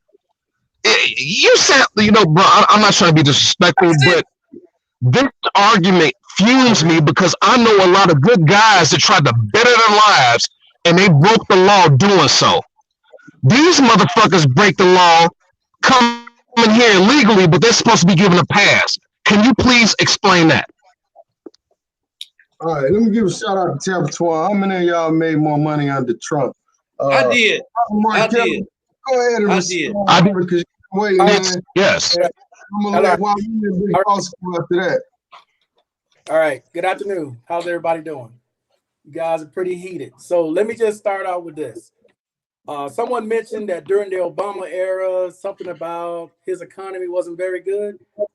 What you all were doing during his era when he first got in 2009, that's the presidency started. But I made pretty good money starting my business at the exact time he came into office and on the stock market. If you look at the stock market when he left office compared to where Trump started, you take Trump's economy where he started and put it in 2009 and see where you end up. Were you going to have the same numbers that he had at that point? See, a lot of y'all like to take from where he started and run with it. What did he get to? 27, 28,000? When he already had a head start of 20,000. And on that 20,000, I did pretty damn well. So for people to say they didn't do anything under Obama's economy, I don't know if you understood the economy at that time, or if you didn't know how to invest at that time, how to come up, but I damn sure came up. So that was no problem for me under Obama's economy, and it has continued under Trump's. So don't get the numbers screwed up just because now you're doing good and back then you didn't, because I don't know what you were doing back then. But let's continue on. If I was a business owner now, to be quite honest with you, I would vote for Trump because I would treat this just like a rap video. I'll show you all the fancy cars, all these girls, like I got everything when they ain't got shit. That's all Trump is doing. He's keeping this damn base. He's keeping those racist motherfuckers in the Republican Party. That's all he's doing. In the meanwhile, as a business owner, I'm benefiting from his policies. My taxes are going down. I got more rights, and my money's going up. I can just get rid of any employee anytime I want under his policies. So as a business owner, that works for me. All this other stuff you all are arguing about, that's cool. You all have your opinions because like I have mine because I'm an independent voter. I vote either way.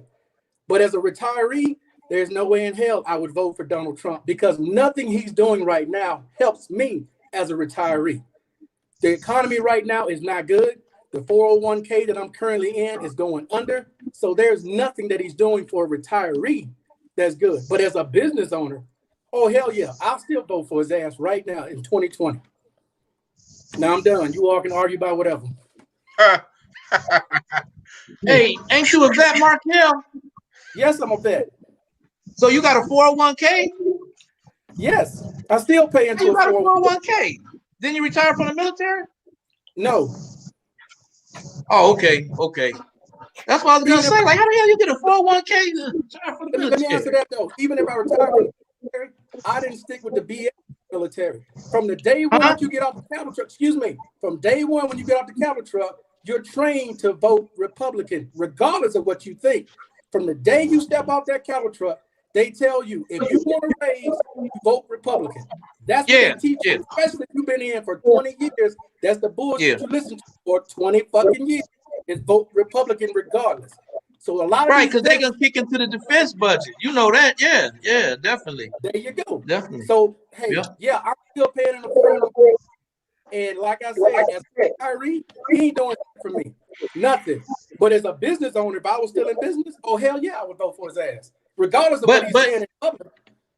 But in that same note, I know you being a vet, it wouldn't matter who the fuck is in office. You're gonna do what you need to do to get where you gotta get, right? Correct. That's it. That's my whole argument. I don't like neither one of the motherfuckers. I don't give a fuck who's in office. Either one of them, they not for us. So I'm gonna do whatever I need to do to make it. Correct. You vote your interest. You vote your best interest. Yep. Yeah, let me flip this in quick to piggyback what Markel just said.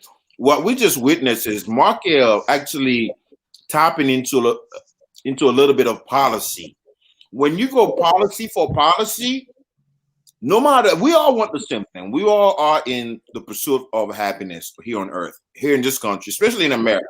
Or should I say, the pursuit of the American dream. We're all after it, right? But when it comes down to both sides, you're looking at policy for policy, and you're looking at the general public, the general demographic, and the general group, and the social breakdown. And then you get down to the social issues, you're going to see what sides have contributed more for the social wellness of the whole population more. What sides promotes union, which is a good thing that has given Black people in this country, like if you remember your grandfather, your father that work at these auto plants and things of that nature throughout the country. The unions have given them some of the best years of their lives to live their American dream. Tell them to read it. Read his head, man. Africa. Learn how to read. Learn how to read. Africa. Shout out to Brian Bourne. All right, now it's Big Boss turn, and he wants me to play this video. So I'm gonna play this video, y'all. And just try to mute everybody. Mute them. Yeah. Just try to listen to the video, man. Mute them. No, they gonna talk. I already muted them. Good. So I'm about to play the video, and this gonna be his talking point. So right.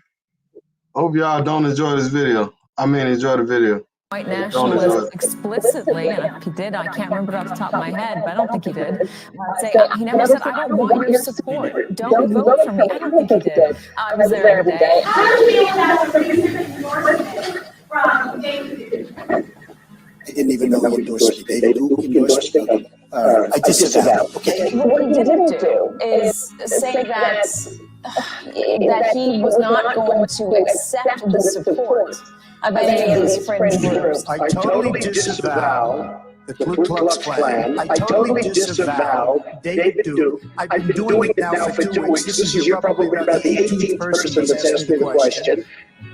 David Duke is a bad person who I disavowed on numerous occasions over the years.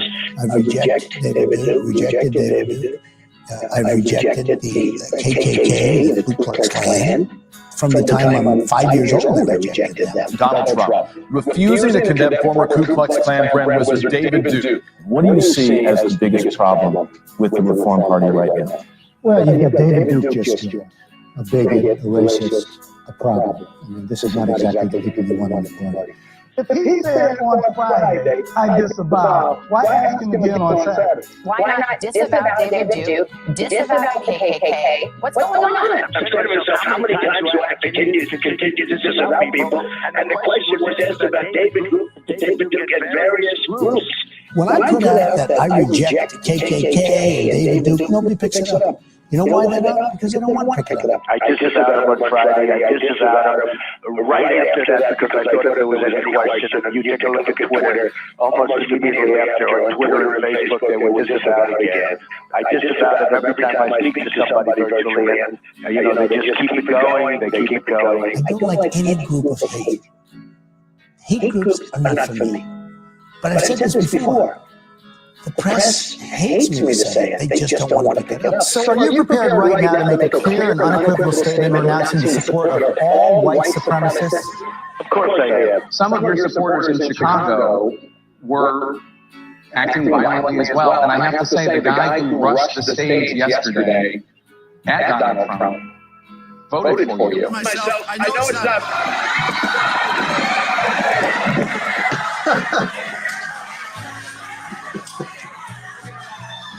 if I have to take responsibility for everybody who voted for me, it will be a very difficult life. We're closely following the terrible events unfolding in Charlottesville, Virginia. We condemn in the strongest possible terms this egregious display of hatred, bigotry, and violence on many sides. On many sides. It's been going on for a long time in our country. Not Donald Trump, not Barack Obama. It's been going on for a long time. There's no place in America. What is vital now is a swift restoration of law and order and the protection of innocent lives. No citizen should ever fear for their safety and security in our society, and no child should ever be afraid to go outside and play or be with their parents and have a good time. How can you trust anybody who reads from a teleprompter? I found it notable that he had to read pretty carefully these scripted words, and that this was not something that he could speak extemporaneously about, that he could speak from the heart about. We had meaningful dialogue with Mr. Donald Trump, and we voiced concerns that were sensitive to the African American community. We asked questions, and the questions were answered, but we're all satisfied with the answers, and we're unified front right here. That's it. What happened to Omarosa? I know, Come right? on, man. These little clips, these little pics, these little the whole thing, in. Whole thing. Come on, man. Especially the one from 17 years ago. The whole thing. You saw it on camera where he disavows the KKK. And what happened to the Central Five, sir? Explain that. Yeah, that was bad. The Central Five. You can say that, but doing it is totally different. Right. Yeah. Right. So the lowest black unemployment numbers, opportunity zones, the First Step Act, money to the HCBU. Right. Yeah. So stay on point. You say he never disavows.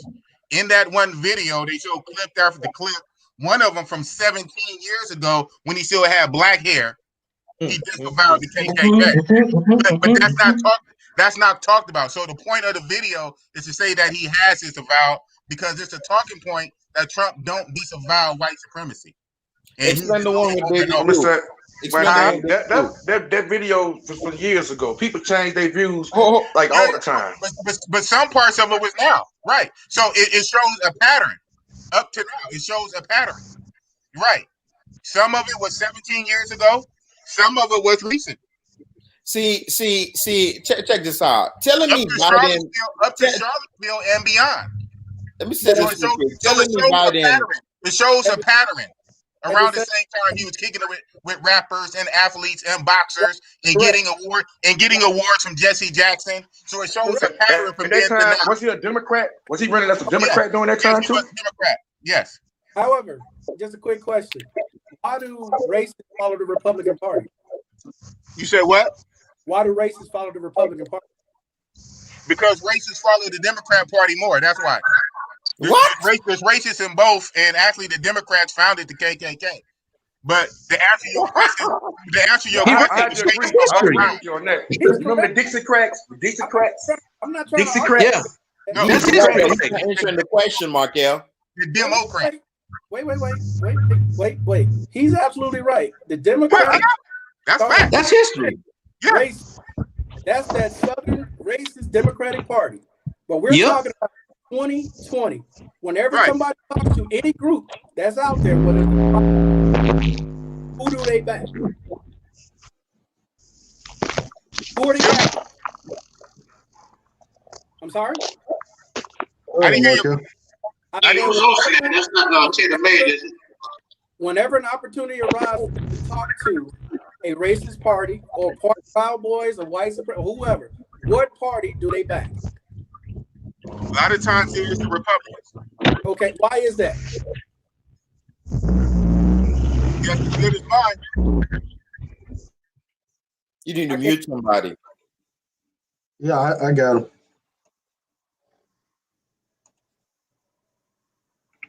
Hey, we're gonna end this show pretty soon because it's going on an hour and a half. I want to say too, when it come down to race, both parties are racist to me. Both parties are racist. When it all boils down to race. The thing I would say is the Republican Party is about money, and the Democrat Party is about race and gender and all these other liberal progressive things. Republicans are about money. Trump himself is a businessman. A lot of people are stuck on race. Some of us are trying to be. Some of us like Ice Cube, which was the original point. Ice Cube. Some of us are thinking about money, and some people are in their feelings, thinking about your gender, your transgender, your this and that. And some people are thinking about money and economic opportunities. So Republicans are about money. Democrats worry about race and gender. Just like I started out. Like I said, if I was still in business, yes, I would vote for Donald Trump. But as a retiree looking at my 401k, hell to the no, because it's not benefiting me. You vote your One question I want to say. With business, I was a businessman also. With a person like Trump in office, like if a race war break out, let's say that every black and white for themselves, would that affect business? Because I have black and white customers. Would that affect business? Of course it would, yes. Yeah. And to just back up your point, look everything that happened as far as, very recently with Black Lives Matter. Maybe we can say in the past year and a half or 2 years, how a lot of these corporate businesses, whether it's Nikes and these different stores, brands, they're coming out and they're making statement with supporting black, because you do need, if you study business, or if you are somebody who has a military background and you understand intelligence, if you don't have peace, if you don't have social just courtesy, social order, you're not gonna have no economy and big businesses and none of that. So when you guys speak of some of these things as far as the Republican, this and that, and the third about business, you guys kind of seem to forget like how capitalism works. And not just you guys forget, but I think some of you guys don't understand how capitalism works. You are a slave. You are a slave.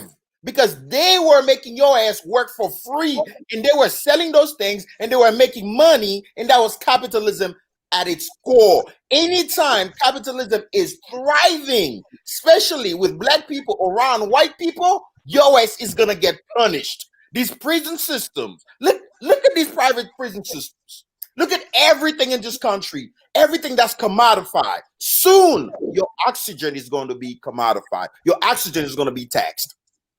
When you guys speak of these things, you guys get so lost in between left and right, and you guys are not to come down to see like basic social shit. Like you just want to live, and you just want to live a good, peaceful life. I'll leave it at that. Shout out to Tab Twin. I think this is for you, Mark. I've kept my mouth shut for a long time. Bellogino, I'd just like to ask one question, bro. How did that prison industrial complex change under the Obama administration, and he was in office for 8 years? Can you explain that to me, sir? What did he do for us? And okay. I mean, he did do something, and I'll say what he did. And you know what? I'll go as far as say, okay, you're right. You got a point. I see what you're trying to insinuate. But check this out, though. He did have policies as far as nonviolent crime, drugs crime, and things of that nature. A lot of people got out on that. And guess what? What happened under Trump? Guess what happened under Trump? Jeff Sessions. Trump has released convicted felons. Trump has released convicted felons. Rolling back and all of that. What? Trump has released convicted felons. What are you talking about? I know, but what did he say? If you guys go look technically as what Jeff Sessions and these people were doing, all of these things with police and federal investigation that could have been done for hate crimes. Check what Jeff Sessions was doing. All right, Trayvon Martin died under motherfucking Obama's watch. What did he do? I'm born and raised from Chicago. When Obama was in office, Chicago was the motherfucking murder capital of America. What did he do to make Chicago better? I yield and I ask you to respond. Bro. I mean, I understand it. I mean, I know. I can tell No, you don't seem to understand. You're talking, but you're not hearing me. Bro. You know, it's funny how you talk about how Trump is this and that. Well, Obama did speak out against what was going on with racism. He did speak out when Trump don't do shit but sit there and instigate more and more. He did speak out, so I can't say that. I mean, you guys seem to not. I mean, it's really hard to really understand how people have lived the last 5-6 years to see the rise of Donald Trump, the presidency of Barack Obama getting elected, all of these tea parties bringing through their protests, bringing out lynched effigies and shit like that. We seem to forget all of that. And we throw all the context out the window. This is why I don't understand. Hey, let me give a shout out to Tampa Twan, man. He said, you say when it comes to Donald Trump, we throw everything. He says, if the market is up, how is your 401k under? I think he was talking to you, brother Markel. It's up. How much is it up compared to where it was? And what kind of 401k does he have? What did he have in it? $100? Because if you got real money in there when the market was up, you lost. So I don't know what you're dealing with or what you're working with or what you invested in, but I ain't investing peanuts. Go ahead, J Lo. My fault, I had to block you for a minute. Go ahead. That's like common sense. Is the market where it was? Because if it's not, how the hell are you not lost money? You talking about it's up. How the hell is it up? Is it at 28,000? Is it at 29,000? Yo, Rich. Yeah, Big Boss, you want something to say, man? We're gonna get out of here in a minute. Yeah, I hope y'all don't unsubscribe because y'all got your feelings hurt or whatever. You know it's gonna be on that. But no, I'm gonna just address real quick. I think something Gio was saying to the point with the prison industrial complex. A lot of that's been going on for years, right? But a lot of that was a part of the 1994 crime bill. You gotta understand when these bills are passed, no matter what the surface is, there's always shit that's Trojan horse and packed in with it. That's Please allow me 1 second, bro. Allow me 1 second. But you do know. You're not gonna overtalk me because you've been talking a lot. I'm not interrupting. You're not gonna overtalk me because you've been talking a lot. So you're gonna let me talk. That's what you're about to do. You about to let me talk because you've been talking a lot. So you're not gonna overtalk me. So like I said, with the stimulus, like that's what's going on with the stimulus bill. You know, the Republicans and the Democrats going back and forth because there's other shit they want to put in there, right? The Democrats want to add shit. Republicans want to add shit. So like I'm saying, with the 94 crime bill, there was a lot of shit added in there. And one of the things added in there was way more policing. It was militarizing the police. That's why the police got tanks and machine guns now and expanded the prison industrial complex. So even within that, Joe Biden, Democrats, Bill Clinton, 94. So now you got the 94 crime bill and you got killer cop Kamala Harris. Good luck with that. Now you can continue, Gio. Bro, that's issues. I wasn't. No. Thank you, Big Boss. Thank you, Big Boss. Thank you, sir. Perfect. They all got issues. They all fucking criminals. They all just trying to get in and make themselves rich. That's all they're doing. Right. And they use us in between to do exactly what you all are doing. Going back and forth about who's supposed to be better and why. Who gives a shit?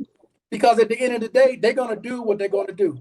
You put these people in office and nothing's going to change. It's just like that talking point Trump likes to say, poorly ran Democratic cities. Well, there's poorly ran Republican cities. The difference is Democratic cities are much larger. You got one state that has a city bigger than southern states, middle of the country states. So of course they're going to have more crime. They're going to have more problems. That's common sense. But a Republican talking point would be, see how poorly this city is ran?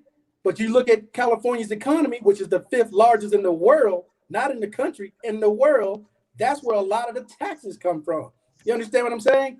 They use what you all are doing right now as fuel to get their votes whichever way they're going. You all sit there and argue about things that not going to Your change. argument doesn't make sense, bro. Make them change. Your argument doesn't make sense. Who did what in 19 whatever? That doesn't make sense. What doesn't make sense? Your argument doesn't make sense because what you're saying is per capita. Can I talk or do you want to talk? No, you can go ahead, bro. You got it. I'll let you finish. I mean, and I'm glad Big Boss is on the live because he lives in California. When you look at the state of California, when you talk about major cities that are democratically run, let's talk about let's talk about states first of all. California, New York, Illinois. I'm from Chicago. In Chicago, we've got a fucking lesbian motherfucking mayor that doesn't do shit. I live in Texas right now. I challenge you to look at the budget, the pros and cons when you compare Texas to Illinois, New York, and California. Texas is really in the black, bro. And if we're not in the black, if I'm misspeaking, I'm gonna tell you this: on a hell of a lot better than these motherfucking democratically run states. Look at Michigan. Look at Kwame. Remember when Kwame was mayor of Michigan, Detroit, and they busted his ass and locked him up in jail. There's so much corruption being a part of the Democratic Party. Look at what Hillary Clinton and Bill Clinton did to Haiti. We're all travelers.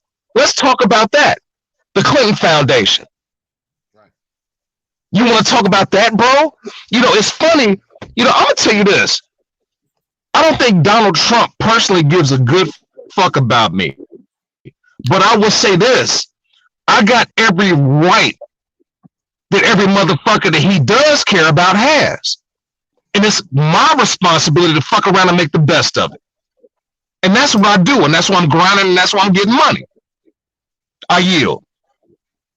Yeah, to piggyback on some of what Brother Markel said and what Big Boss said earlier. I think sometimes when we're speaking of things, we do have the same passion, right? Like I said earlier, we are looking for the same things. But we do live in obviously an advanced country, in a complex world. So there are a lot of little nuances, a lot of little things, some people be like, man, I don't like Samsung Galaxy, man, I love iPhone, da, da, da, da, da. I mean, sometimes it comes down to these little petty shit, right? But sometimes we lose sight arguing about iPhone and Galaxies and shit. And we forget that, look, we simply want to use a damn phone. We all just want to use a damn phone, and we get caught up in the brand names and the small minute difference, and we forget the main things. What I'm trying to say is that, like, when Big Boss just talk about as far as like the 94 crime bill, I mean, if you go back to that, I mean, there were so many people that were involved in that. People forget some of you guys, well, not some of you guys, some of you guys are obviously older than me, no shit at all. I mean, I'm 35. I'm right there with you guys. Some of you guys forget what happened, like who were involved and what was going on around that time. And when it comes to the prison industrial complex, you guys forget how this country is founded. You guys forget how the 13th Amendment is written.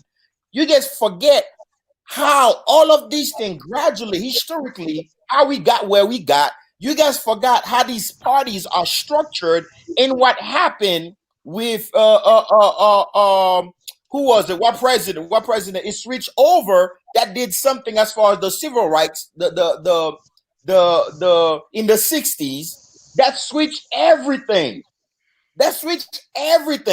But you guys want to start be like, oh, da da da, the KKK founded by the Democrats, blah blah blah. But who they rocking with right now? Who do they support? Context matter, guys. Look, all I know is Bill Gino, can I ask you a question, bro? All night. Straight Fox News talking points. Bello, can I ask you a question? You go ahead, bro. Bello, brother, can I ask you a question? He said, "Go ahead, go ahead." Your nationality, you have an accent. Where you have an accent, brother. Where do you hail from? I was born in Haiti. I grew up in Fort Lauderdale. Whoa, you like the Clinton? Okay, you born in Haiti, grew up in Fort Lauderdale. Well, fine, cool. Let's call you American for the sake of the conversation. I am American. But we're talking about the stimulus package. I am American. I pay my taxes. I've served this country. I have ancestors that came here that fought in the Revolutionary Wars. A lot of you guys need to get your information. I didn't question that. I didn't question that. I have ancestors. I didn't question that, brother. They came here who are part of the Tuskegee Airmen. Right. Can we all, brother? I didn't question you being an American. Rich, hold on a second. Bello, I didn't question whether or not you were an American. I just said because you have an accent, I wanted to know where you hail from. You took it personally, and I apologize if I offended you. But let me say this to you. The current stimulus package is being presented right now by Democrats. What you said, bro? The current stimulus package is being presented by Democrats includes that the $1,200 that all American gets are supposed to be extended to illegal immigrants as well. Are you down with that? Are you down with your tax dollars? Bro. I mean, let's be honest, all right? I mean, a lot of people who are Can you answer the question? Can you answer who are immigrants? They're not for some of these things, bro. We know immigration is fucked up, and it has to be illegal immigrants and Mexican. Should illegal immigrants get a stimulus motherfucking payment? Yes or no? No. These people came to this country illegally, but they should be getting $1,200, just like you and I, who are taxpayers. No. And that's what AOC did. That's what AOC did. How did Americans who are married to immigrants didn't get $1,200? I'm sorry, repeat that, sir. Right? Why did Americans who are married to immigrants didn't get $1,200? They didn't. They didn't get $1,200. They didn't. Republicans made sure of that they didn't. To my knowledge, any American that fucked around and earned less than the threshold got that $1,200 payment. Now, whether or not their dependent or their spouse, who may be legal or illegal, didn't get it, what I'm saying to you is, if you I gotta research. Pardon me? Now we're gonna I have to research that one. Research. I'm not gonna take that one face value. There are tons of people. Big boss, I'm telling you, Nancy Pelosi's package included that illegal immigrants also get to benefit from the stimulus package. No, I know that. I'm talking about what Gio said. That's what he said. Americans didn't get it if an American was married to an immigrant, then they wouldn't get it. That nullifies. Yeah, Markel said that, bro. Okay, my bad. The name is not popping up. I'm only seeing what I see. Okay, Markel said that. I gotta research that. That is correct. Okay. Tampa Swan says, tell Markel to get a new financial advisor because this phone is under somebody that doesn't know what they're doing. Facts. Shout out to you for that donation. You want to respond to that? These guys. Yeah, fuck off. Hey, you got right. That's right, bro.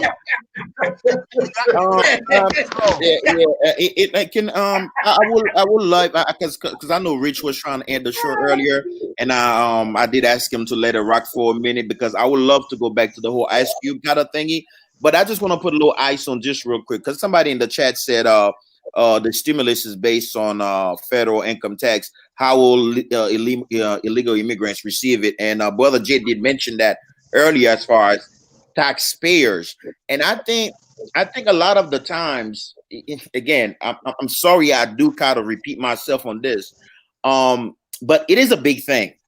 A lot of the times people are discussing things, they don't have all the information.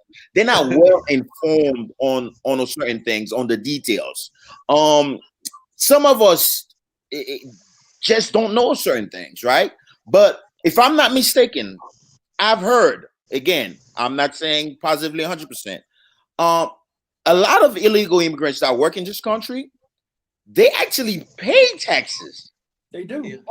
And a lot of them receive income tax because like I never did any services for them, but I know that when I had my own income tax office, I used to hear people that were specialized in immigrants taxes. A lot of them, they have it's not called a social security number, but it's a number just like that looks like a social security number. They call it by something else where they can pay taxes on it and everything, file the income taxes and everything. There's a lot of things that are happening. We all live in bubbles. If you live in California, if you live in the South, a lot of us sometimes we have access to information that we just in our little area. Some of us, we don't have the whole full of the picture. That is true. Because if you live in a border town, like I lived in a border You know, town. Bello, that makes no sense. Oh. You know, what you're saying is, okay, an illegal immigrant can fuck around and pay taxes, but a black man that was convicted in Florida and paid his debt to society can't vote. You can't have it both ways, bro. And you're really beginning to anger me because what you're saying is these people come here illegally and they're supposed to have the same rights as somebody that was born here. That's bullshit. Look at the chat, bro. Look at the chat. Look at the chat. Rich, lots of immigrants pay tons of taxes but cannot get most services. Somebody said that's fact. My girl Yeah, that's true. income taxes with ID numbers with 4W forms. It's a lot of things that's happening that people don't have. People like these talking points, and they sound so good. And sometimes you guys actually have valid points, but you guys are leaving a lot of context, a lot of nuance that bring all of this information together, and it's all distorted. And you guys just driving at the point that you guys want to drive at because it feels emotionally good. All right, let Brother Markel talk. And some of illegal is illegal, bro. Chime in a little bit, man. All I'm saying is in Arizona, and without immigrants, a lot of these services and things that we get, you wouldn't be getting, like the lettuce, the cabbage, and all that stuff is picked by immigrants. Now, I'm not saying they're all illegal. They come across the border every day on a bus. They go to work. They go back across the border. They pay taxes. I know that for a fact because I got a buddy that did that in Mexico. They pay taxes, but they don't get anything back. They don't get to file taxes. They get like he said, like a social, but they pay taxes. You're benefiting from immigrants. The same people that you're shooting down. Well, I'm not saying all of them because I don't know who's legal and who's not. But I do know when they get paid, because he showed me his pay stub, they make $8 an hour to go out there and pick cabbages for 10 to 12 hours a day. And they pay taxes on that money. All right, Brother Jay, you still with us? You want to chime in, brother? I know it's been a while. You probably sleeping. No, I'm here. I'm listening to y'all. I'm just listening. It's hard to get in. Y'all can continue though. I'm listening. Okay. Brother Big Boss and Waleed, one of y'all want to jump in for a second? I know Gino still got Big Boss. works over there. I go behind Big Boss. No, I'm good. I said what I had to say. Yeah. Well, they do. Like my man said, they do pay taxes and shit, but that's not so much. That's once again, that's political because they can't get the money back from them. But a lot of these companies, including Trump, with their construction site, hire a lot of illegals. I seen such a racket where they was getting fake OSHA cards on the site. So it's like everything boils down to capitalism. This country was founded on capitalism. It's gonna down capitalism. Morals and all that other shit is out the window, man. So we got to get in where you fit in, man. Bottom line. Thank you. And guess and based on that statement that you just said, you know there's so much to it with you wearing that hat and the people you backing. When you saying all of this, that's what the party right there. That's what they drive at. And which there's nothing wrong with business and all that stuff. But when it comes to the social welfare of people, when it comes to labor rights, The reason you have the labor rights that you have, if you have a job tomorrow, if I wake up and I feel like, man, shit, I'm like, man, you know what? You know what? This morning, I don't feel like going to work. I can just text my boss, like, hey, boss, I'm not feeling good today. You know, I do a lot of stuff to do our work. That's why I might have to go. I have a lot of files to finish. But if I want to do that, I can do that. You did not have these kind of rights many years ago in the 50s or 40s and the 50s. What party instituted that? You know, when it comes down to policies, when it comes to the nuts and bolts of policies and the social wellness of us that guarantee a decent living for human beings, you're just gonna fall. You gotta fall left and right or in the middle or whatnot. And I am in the middle, but we guys know some of these people, they don't work for us. Many of these politicians, they don't work for us, whether they're on the right or the left. They work for these big businesses. Yeah, you're right, man. Hell yeah. But the thing though too is that I don't think there's enough weight pointed at the Democrats. Everybody points at the Republicans because they tug an emotional string and not a business string. Because the Democrats address the social issues and shit like that, they come off as human, but they still fleecing you in the back pocket. Look at NAFTA. All the jobs went out under fucking NAFTA out the country and stuff like that. Even when Obama was in with the auto industry, because I work for the auto industry, I was a union rep for 5 years, is that, yeah, they was able to bring jobs back, but they was at such a lower rate. Like Ford had a certain, the frame, the place where they put the frames, the axles on the frames and the steering gears and all that shit, they was paying $28 an hour for that coming in. So when the NAFTA shit started coming around, they shifted that shit out to Mexico where they could pay somebody much less. And then Obama came in and brought it back, but then it's at $10 an hour now you starting off, which once was a $28 an hour job. So it's not so much pointed at, you know, we looking at this motherfucker because he's an asshole and he's going to let you know he's an asshole versus somebody is, oh, God, thank you, Jesus, we all brothers in Christ and all this other good bullshit and saying they can help you and they still sticking you too. So my thing is like the brother paid, he paid in and said, do something for yourself. Do something for ourselves. Don't rely on who's in office, this and that. No matter who's in, take care of what you need to take care of, your family, and do it. And don't so get caught up in this because people, you can be doing business with people on both sides or whatever, but because of these affiliations, people, it's almost like gang banging. They just won't even rock with them. You call them stupid motherfuckers for voting this way and you believe in this and that. And it ain't about that. We separating versus coming together. And that's what's about the unity. You know what, bro? It's all from what you just said, bro. When it comes to profits and capitalism, you know, sir, what you're doing is you're speaking about the NAFTA agreement. Right. Yeah. Go ahead, Bello. I'm sorry. Yeah. When it comes to Bello, not to cut you off. Go ahead, bro. I'm gonna cut you off. But go ahead. Right. Yeah. No, what I was about to say, the brother just spoke. He's talking about the NAFTA agreement and how jobs have been shipped off overseas. Bello, my problem with you is you're saying, sir, okay, you got illegal immigrants here. They're paying taxes. Because they're paying taxes, they need to be given a pass. That's what it sounds like. Yeah, and that makes absolutely no sense to me. Because I know good niggas that are in jail right now.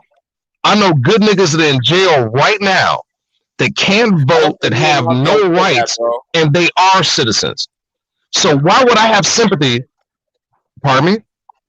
I don't think me and Markel said that. I don't think me and Markel said that. I think you're just concluding that's what we're trying to say because we're making the point that that's exactly what you said. That's exactly what you said.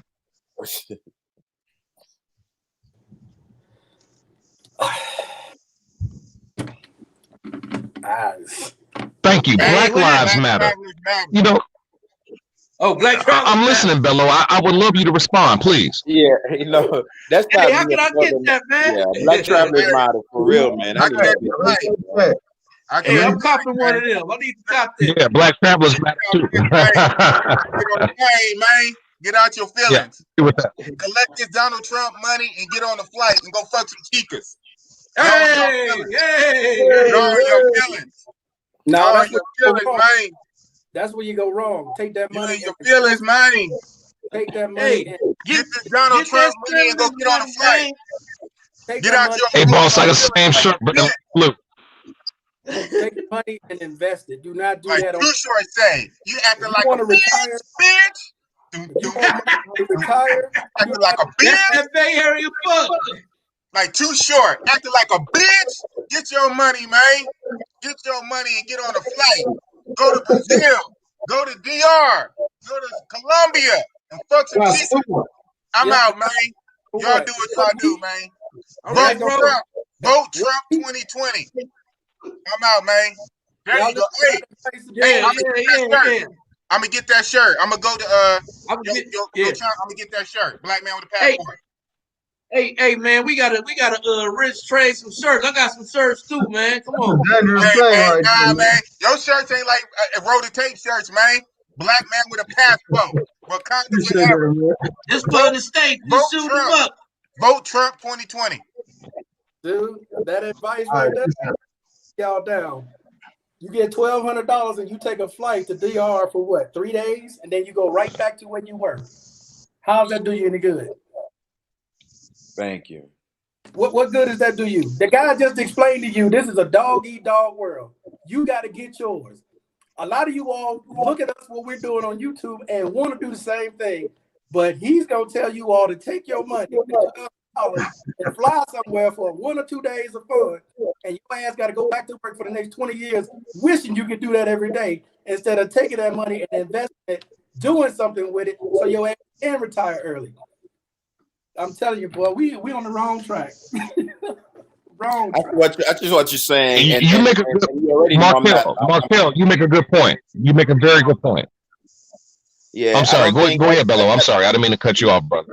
No, it's all good. I think he was saying that, I mean, he meant that a little bit, but he was like, just kind of joking with it a little bit. But I see what Markel is saying though. That's our problem, dude. We want to party now. Nobody wants to sacrifice now. All right, to Jim. party later. They want to party right now. And what your broke ass got when your $1,200 gone? Nothing. Nothing. You barely got enough money to get your ass back to where you came from. Y'all got to wake up, man. This shit is ridiculous. We get on these panels, we argue about this and that. Nobody gets on this panel and try to tell you guys, save your fucking money. You 25, 30 years old, put your shit somewhere, man, so it can grow. Hell Stop yeah. being a knucklehead and following bullshit that don't take you nowhere. Yes, sir. Message. Hey, that's what brother Danny Glover be saying on the line when he come on, man. Get together and get out the matrix. Yeah. That's all y'all say. Let's get out the matrix. How you gonna get out? If somebody's telling you, oh man, take that income tax check and let's roll to the DR. 4 days later, you ain't got shit. You right back where you were, watching somebody else. Real shit. Right. Running on mangoes. Markel, I have to respectfully disagree with that because I'm gonna tell you something.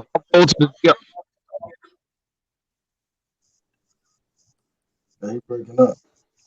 Go ahead. I'm sorry, fellas. Markel, I have to respectfully disagree. Because when I roll to the DR, man, that's my trick off time. And when I'm back in the land, I'm getting on my grind. I'm investing. I got Coinbase. I'm investing in Bitcoin. I think you and I actually discussed this before. Yeah, so it's the money I could be tricking off in the state. Curious. How old are you, Brad? How old are you? How old am I? I'm 47. How old? I'm sorry? How old am I? Yeah. You don't mind? I'm 47. 47? You said 47? Yeah, 47. Okay, You're breaking up, but I couldn't hear you. I'm 47 too. You know how long I've been retired? Am I a retiree? No. I said I'm 47. No, I'm not a retiree. I'm a mechanical contractor. I'm a plumbing contractor. I'm getting good bread. Listen to what I'm saying. Oh yeah, you damn right you is. Listen to what I'm saying. 47 myself. Do you know how long I have been retired? And I didn't retire from the military. Do you know how long I retired? For a while, to my knowledge, I mean, I'm familiar with you. I know you've been retired for a minute, and that's God bless you. No. I've been retired since I was 35. You know how I retired at 35? I didn't fuck off. I didn't do what you're getting ready to tell these people to do because a lot of them can't afford to do it. Just because you can do it, you may have a good weekend where you make 5,000, 10,000 that weekend, and you can go do it. A lot of these cats listening right now, they don't make that kind of money. Okay? They bringing home 500, 300 a week. They don't make that kind of money. So telling them to go fuck off. Shit, that's good money. It's not a good thing. Markel, I agree. I'm not telling anybody to fuck off anything. That's not what I said. What I'm simply saying to you is, you know, when I travel, I have fun. And when I come back to the land, I'm on my grind. Whether a person is making 500 a week or 10,000 a week. Yeah. I mean, that's irrelevant. You know, to each his own. However a person grooves is how they groove. My point is simply this. You know, we can go back and forth. I mean, again, the topic was about Ice Cube, but talking about what we're talking about now, you know, it's one of those things that, you know, if you're asking me if I wish I could have retired at 35, yes, sir. But, you know, I'm making a fistful of money doing what I'm doing as a mechanical contractor, and I will retire, and I'll be straight. So, I mean, you know, different strokes for different folks. We all take different paths. But I'm not playing down anybody, brother, and I've never implied that. Yeah, like you say, do it your way. But I'm part of the group that grind early, did what they needed to do, and kick back, let people like you watch me do what I do. I'm part of that group. Because I'm not going to sit there and sugarcoat it for nobody. If you want to retire early, God bless you, bro. You got to make sacrifices. And you don't make sacrifices flying off to the DR on some half-ass money that you don't have to spend, taking half your rent money because you're trying to impress somebody. Don't get you nowhere but broke and homeless. Right about that. I'm in the same category too, Mark. Well, I've never done it for years and built. I built to get to this point to travel. So I'm in the same boat you is, Markel. Now that's all I'm saying, man. You, like I said, bro, you do your way. If that's the way you do it, whatever your goal is, that's your goal. But I know there's a lot of people that watch and listen to this stuff, and they try to follow what a lot of us are doing. And all I'm telling you all is this: if you don't have the money to travel, don't travel. If you ain't got no money in savings, you shouldn't be traveling. How the hell are you traveling on $1,200 when you got $50 in the bank? That shit don't make sense. That don't make no sense. You should have at least 3 months of income if some shit go wrong to back your ass up. But if you traveling on nickels, thinking you balling because you got your $2,000 income tax check, that ain't shit. You need to take that shit, save it, invest it, and learn how to make that money work for you instead of you fucking it off. Go ahead, brother Wally. I agree with that. Left, come back. Hurry up, Wally. Go ahead. I'll say this though. I think I understand where Brother Markel is coming from, but I definitely understand what the other brother was saying. Brother Jay. I do think that I mean it's a great idea. You know, as far as what Markel said, you know.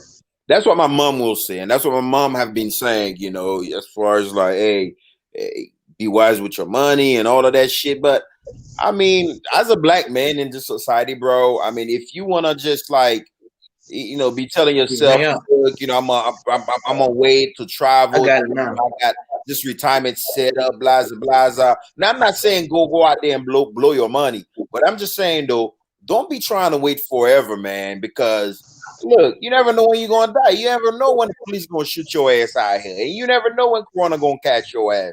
You better get on that plane whenever you can, but we need to be wise.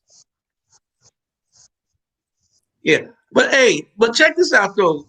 When we say to agree, that's pocket watching. What if your plan is you put 20% of what you make into a 401k plan or something at work, and when you file your income tax, that's the money you use for vacation. All your bills is caught up. What's the problem? What's the issue? Your money's working for you. We looking on the outside, saying what somebody got. We don't know what somebody got going on. You refer that to me? Yeah, you Brother said Markel, I agree with you 110%, and I didn't tell anybody. What did I say? Please tell me. What did I say? I don't know who's talking, but I'm responding back to what he said. I'm looking at it from an early retirement point. I'm not looking at it from a fuck around point. Now, I did do my little things where I went to different places, but I didn't spend the kind of money that I would spend when I'm going overseas. You understand what I'm saying? I made a plan to where I could retire early enough to do whatever I want to do when I want to do it. And when did he asked you what did you do to retire? let me say this to you, sir. You know, from your perspective, I understand what you're saying. I don't plan on ever retiring in the sense that you're talking about, because I'm going to keep getting this money, and I'm trying to leave a legacy for my children. You understand what I'm saying? I've never told anybody to go out and frivolously trick off and travel and not have money in the bank. That never came out of my mouth, and I don't know where that came from. So, you know, I don't even know how this became a topic. What I'm saying to you is simply this. As long as I'm alive and healthy enough to get that money, I'm going to get it, and I'm going to keep grinding. That's the Holy Ghost of Chicago right there speaking. Yeah. What was the question? I mean, some of us in reality in this country, if you look, some of us, because I noticed somebody in the chat said 10% of us retire early. Some of 90% of us may never retire. And there's some truth to that. I don't know about that specific number, but a very few people get what, because when you look at this country, as of right now, the retiring age is what for Social Security, 65? 72. 72? No, it's not. I thought they pushed it up. Yeah, it's been up. What, 72? Yeah, I think you're right. 67, 70 something. Yeah, I think it's about that. But you can start getting your shit like that, but to get your full benefits, 72. There you go. My bad. What? Yeah, you don't receive your full benefits to 72. Most people not making it to be 72. Most people not going to live to be 72. That's the game, though. I mean, I didn't make it. I'm just saying what it is. How many people you know that live? I mean, like a lot of us, we know people dying. I mean, we just had a brother. Rest in peace to Brother Crummy, man. While I'm on the subject, yeah, but the thing is, they say people are living longer based on the health shit. They give you all these goddamn pills and steroids. They propping half dead motherfuckers up. So the Republicans or whatever push that shit up. Man. Come on, bro. The people you hear dying. Some of the people in your family. I know that. Dying. We know that. Me and you, we know that. Our community is the one that's dying, but these white motherfuckers is getting the top healthcare and their shit is expanding, which is fucking us on the Social Security level. See, but you're a Republican, though. See, if we want to drill down. What the fuck are you talking about? I say I don't like white people. How the fuck you think I'm a Republican? You don't listen. What the? I never said I was Republican one time. Hold on. I'm sorry. Maybe I got you mixed up. Who's talking? The brother that had the MAGA hat? I got a fucking MAGA hat, but you can't read. I didn't see it though. Yeah. I apologize. All right. You gotta jump through the screen. But God damn, man. I'm just fucking with you, man. I'm fucking with you. But I just like fucking people. Yeah, these issues, man, you know, like 65 years old. How many years we got left? Not to cut you brothers off. Hey, Richie, put your Cash App up. It's at the bottom, but I'll put it up. Yeah, it's not a lot of us. You know, I would consider myself blessed to see 65. I would consider myself blessed to see 65. Yeah, I mean, a lot of us. Go ahead, Bello. I'm sorry, sir. A lot of us may not make it. You know, I'm 65 to retire. Fuck all that. I'm with Marquette. I want to retire early, man. Yeah, I mean, money does help, man. But I'm telling y'all, man, you laying up in the hospital bed, that money don't mean shit. You know what I mean? You don't want to be 70 years old trying to still get that bag and shit, man. and to try to go back on the subject of the show as far as Ice Cube, bro, when you take this point we just talked about, like, I mean, think about it, like, right? If we were to be thinking about it and they asked us that question, do you think 65, do you look forward to retiring at 65? Is that the desirable age you want to retire? Like, if you want to take all that in as far as, and tying it to this whole Ice Cube kind of thing, like, you will look at this system because this is what Ice Cube is trying to do. And I understand he may not be doing it in the most perfect way, but this is what he's trying to do. He's trying to address the imbalance in the system. Because retiring at freaking 65, there is something, a lot of us were just talking about you make money, in this system. This capitalistic system, as it stands right now, can you look at it and tell yourself, this is the best life? America is so great. Hey man, I got a hold of it, man. The man gave me $20 free, man. You got a mic for the next 30 minutes. Right now. Can you look at it? You playing a replay in the background. Shout out to you, man. Appreciate it. Yeah. I know how politics work, goddammit. Shit. No, y'all go, man. Go, man. Y'all go. All right, shout out to brother Matt. I don't know who that is, but brother Matt for the Cash App donation. You know what I'm saying? Appreciate you sending it direct, man. That cut Trump out, man. You know what I'm saying? We just cut Trump out the deal, you know what I mean? He said a message. Okay, good shit. Oh, okay, I know who that is. Brother Gator in the house, man. All right. Well, hey, man, appreciate you, bro. I'm only saying retire early because you don't know what's going to happen by the time you get 65. You don't even know if your ass will be able to move. Boy, yeah. I'm going to tell you. Because I'm looking at it the way athletes look at it. Athletes get all their money early. When they're in their 20s and their 30s, they're set. They don't have to do shit else after that unless they want to. That's the way. That was my philosophy. So when you're young, you get the opportunity to do a lot. There's a lot of young entrepreneurs out there that retired at early ages, whether they rented houses or did what I did, was start a business, grow a business, sell the business, and make money from the business that you sold. I get a check every month from the thing I used to own, and I don't do shit, nothing. I get that plus everything else I got. So I'm just saying, dude, if you want to do it, there's many opportunities to do it. And he's saying leaving something for your legacy. When I'm gone, they still collect the check. They still collected money. That's why I'm buying property and land and different things. They still gonna have money. But I'm doing it now while I still got the faculties to do it. At 65, 70 years old, who the fuck knows what kind of condition you're gonna be in at that point? Boy, I'm gonna tell y'all a story, man. My dad worked for over 40-some years, man. This man barely missed work, man. He retired. I told him to retire when he was 62, man. He retired when he was 65, man. He passed away 6 months after he retired, man. See? After a lot of y'all don't know, when you retire, it takes you a while to get that full benefit. So he finally got his first full check, like a few days after he died, man. They took that money back. Yeah, that's a sad thing. I see that happen to a whole lot of people, Richie Rich. And like my kid, I built early at an early age, and my plan was to be semi-retired by the age of 45, which I'm 45 now.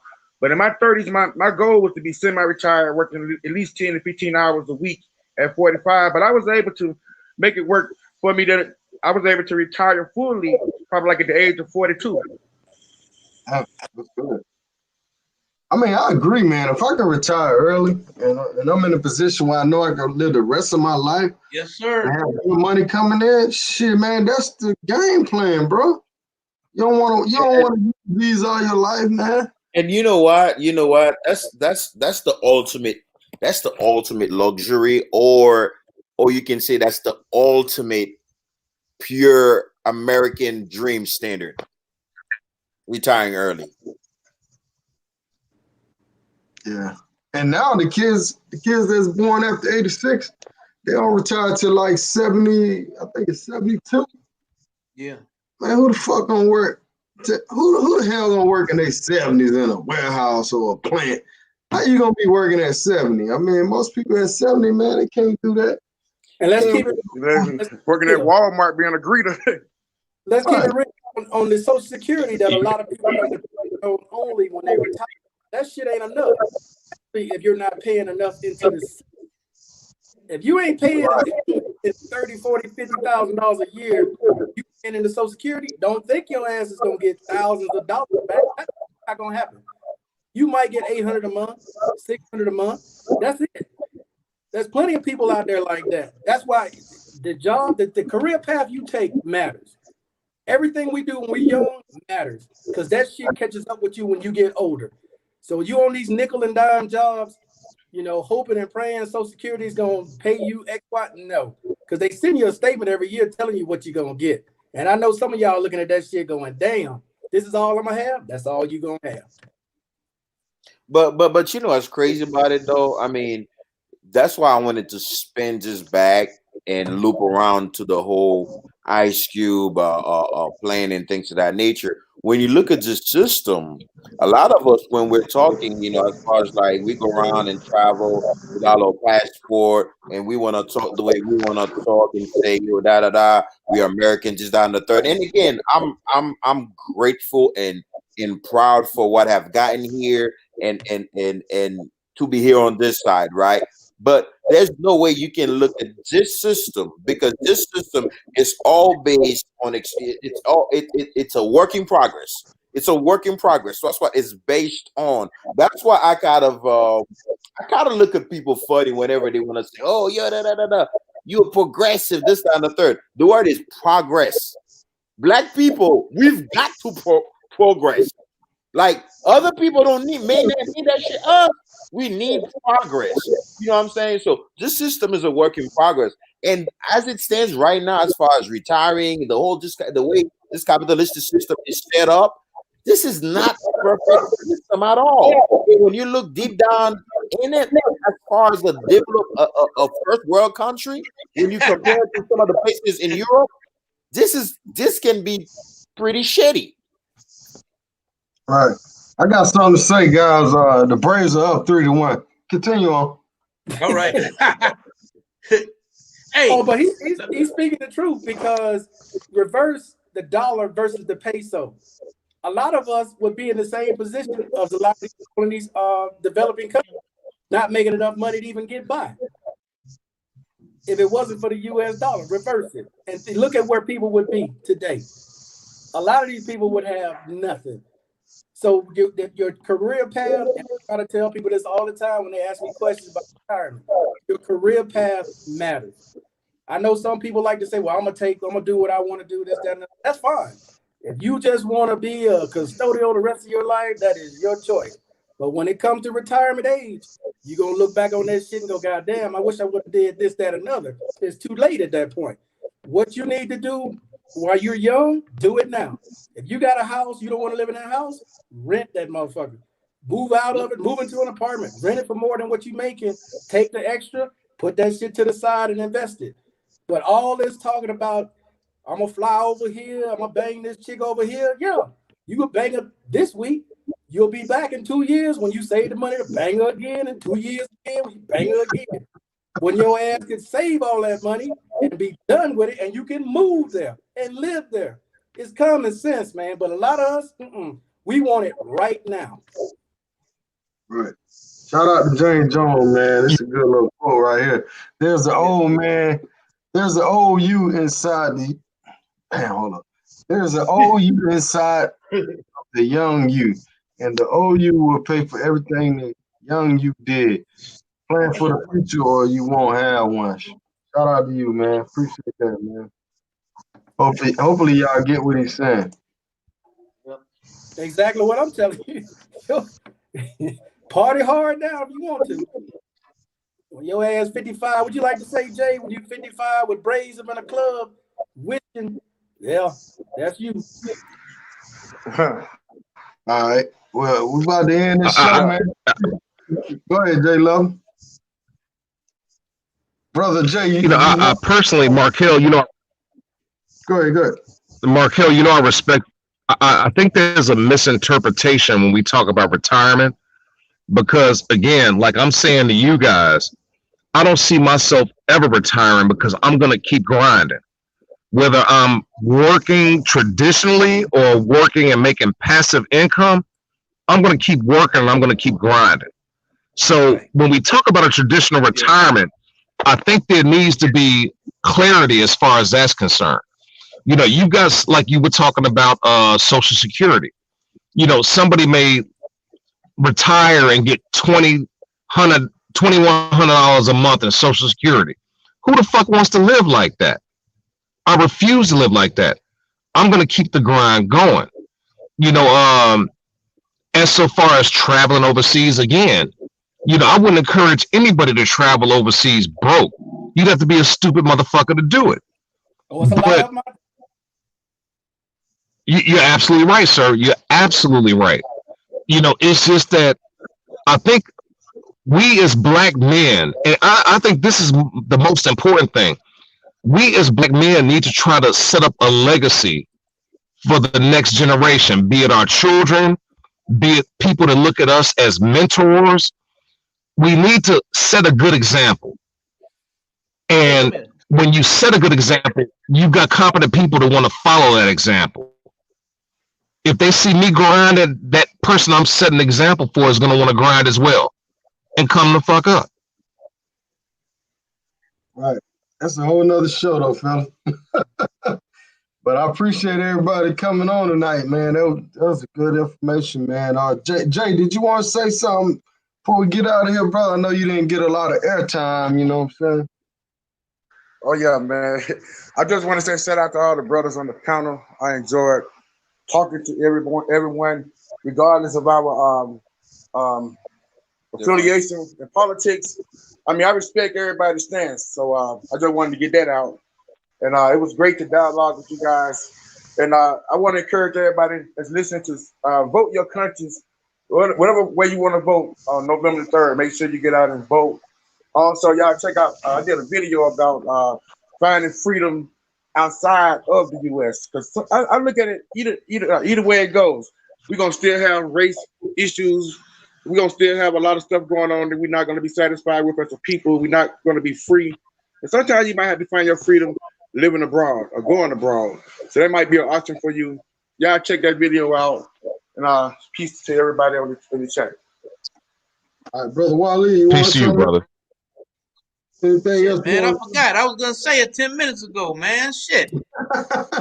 Fucking mind bad. You got these young cats staying here sharp. You know what I mean? The 47-year-olds and stuff. But shout out to Jay and Markel, man. I think both you brothers, well, all you brothers had some good insights. I like both points of what everybody was saying.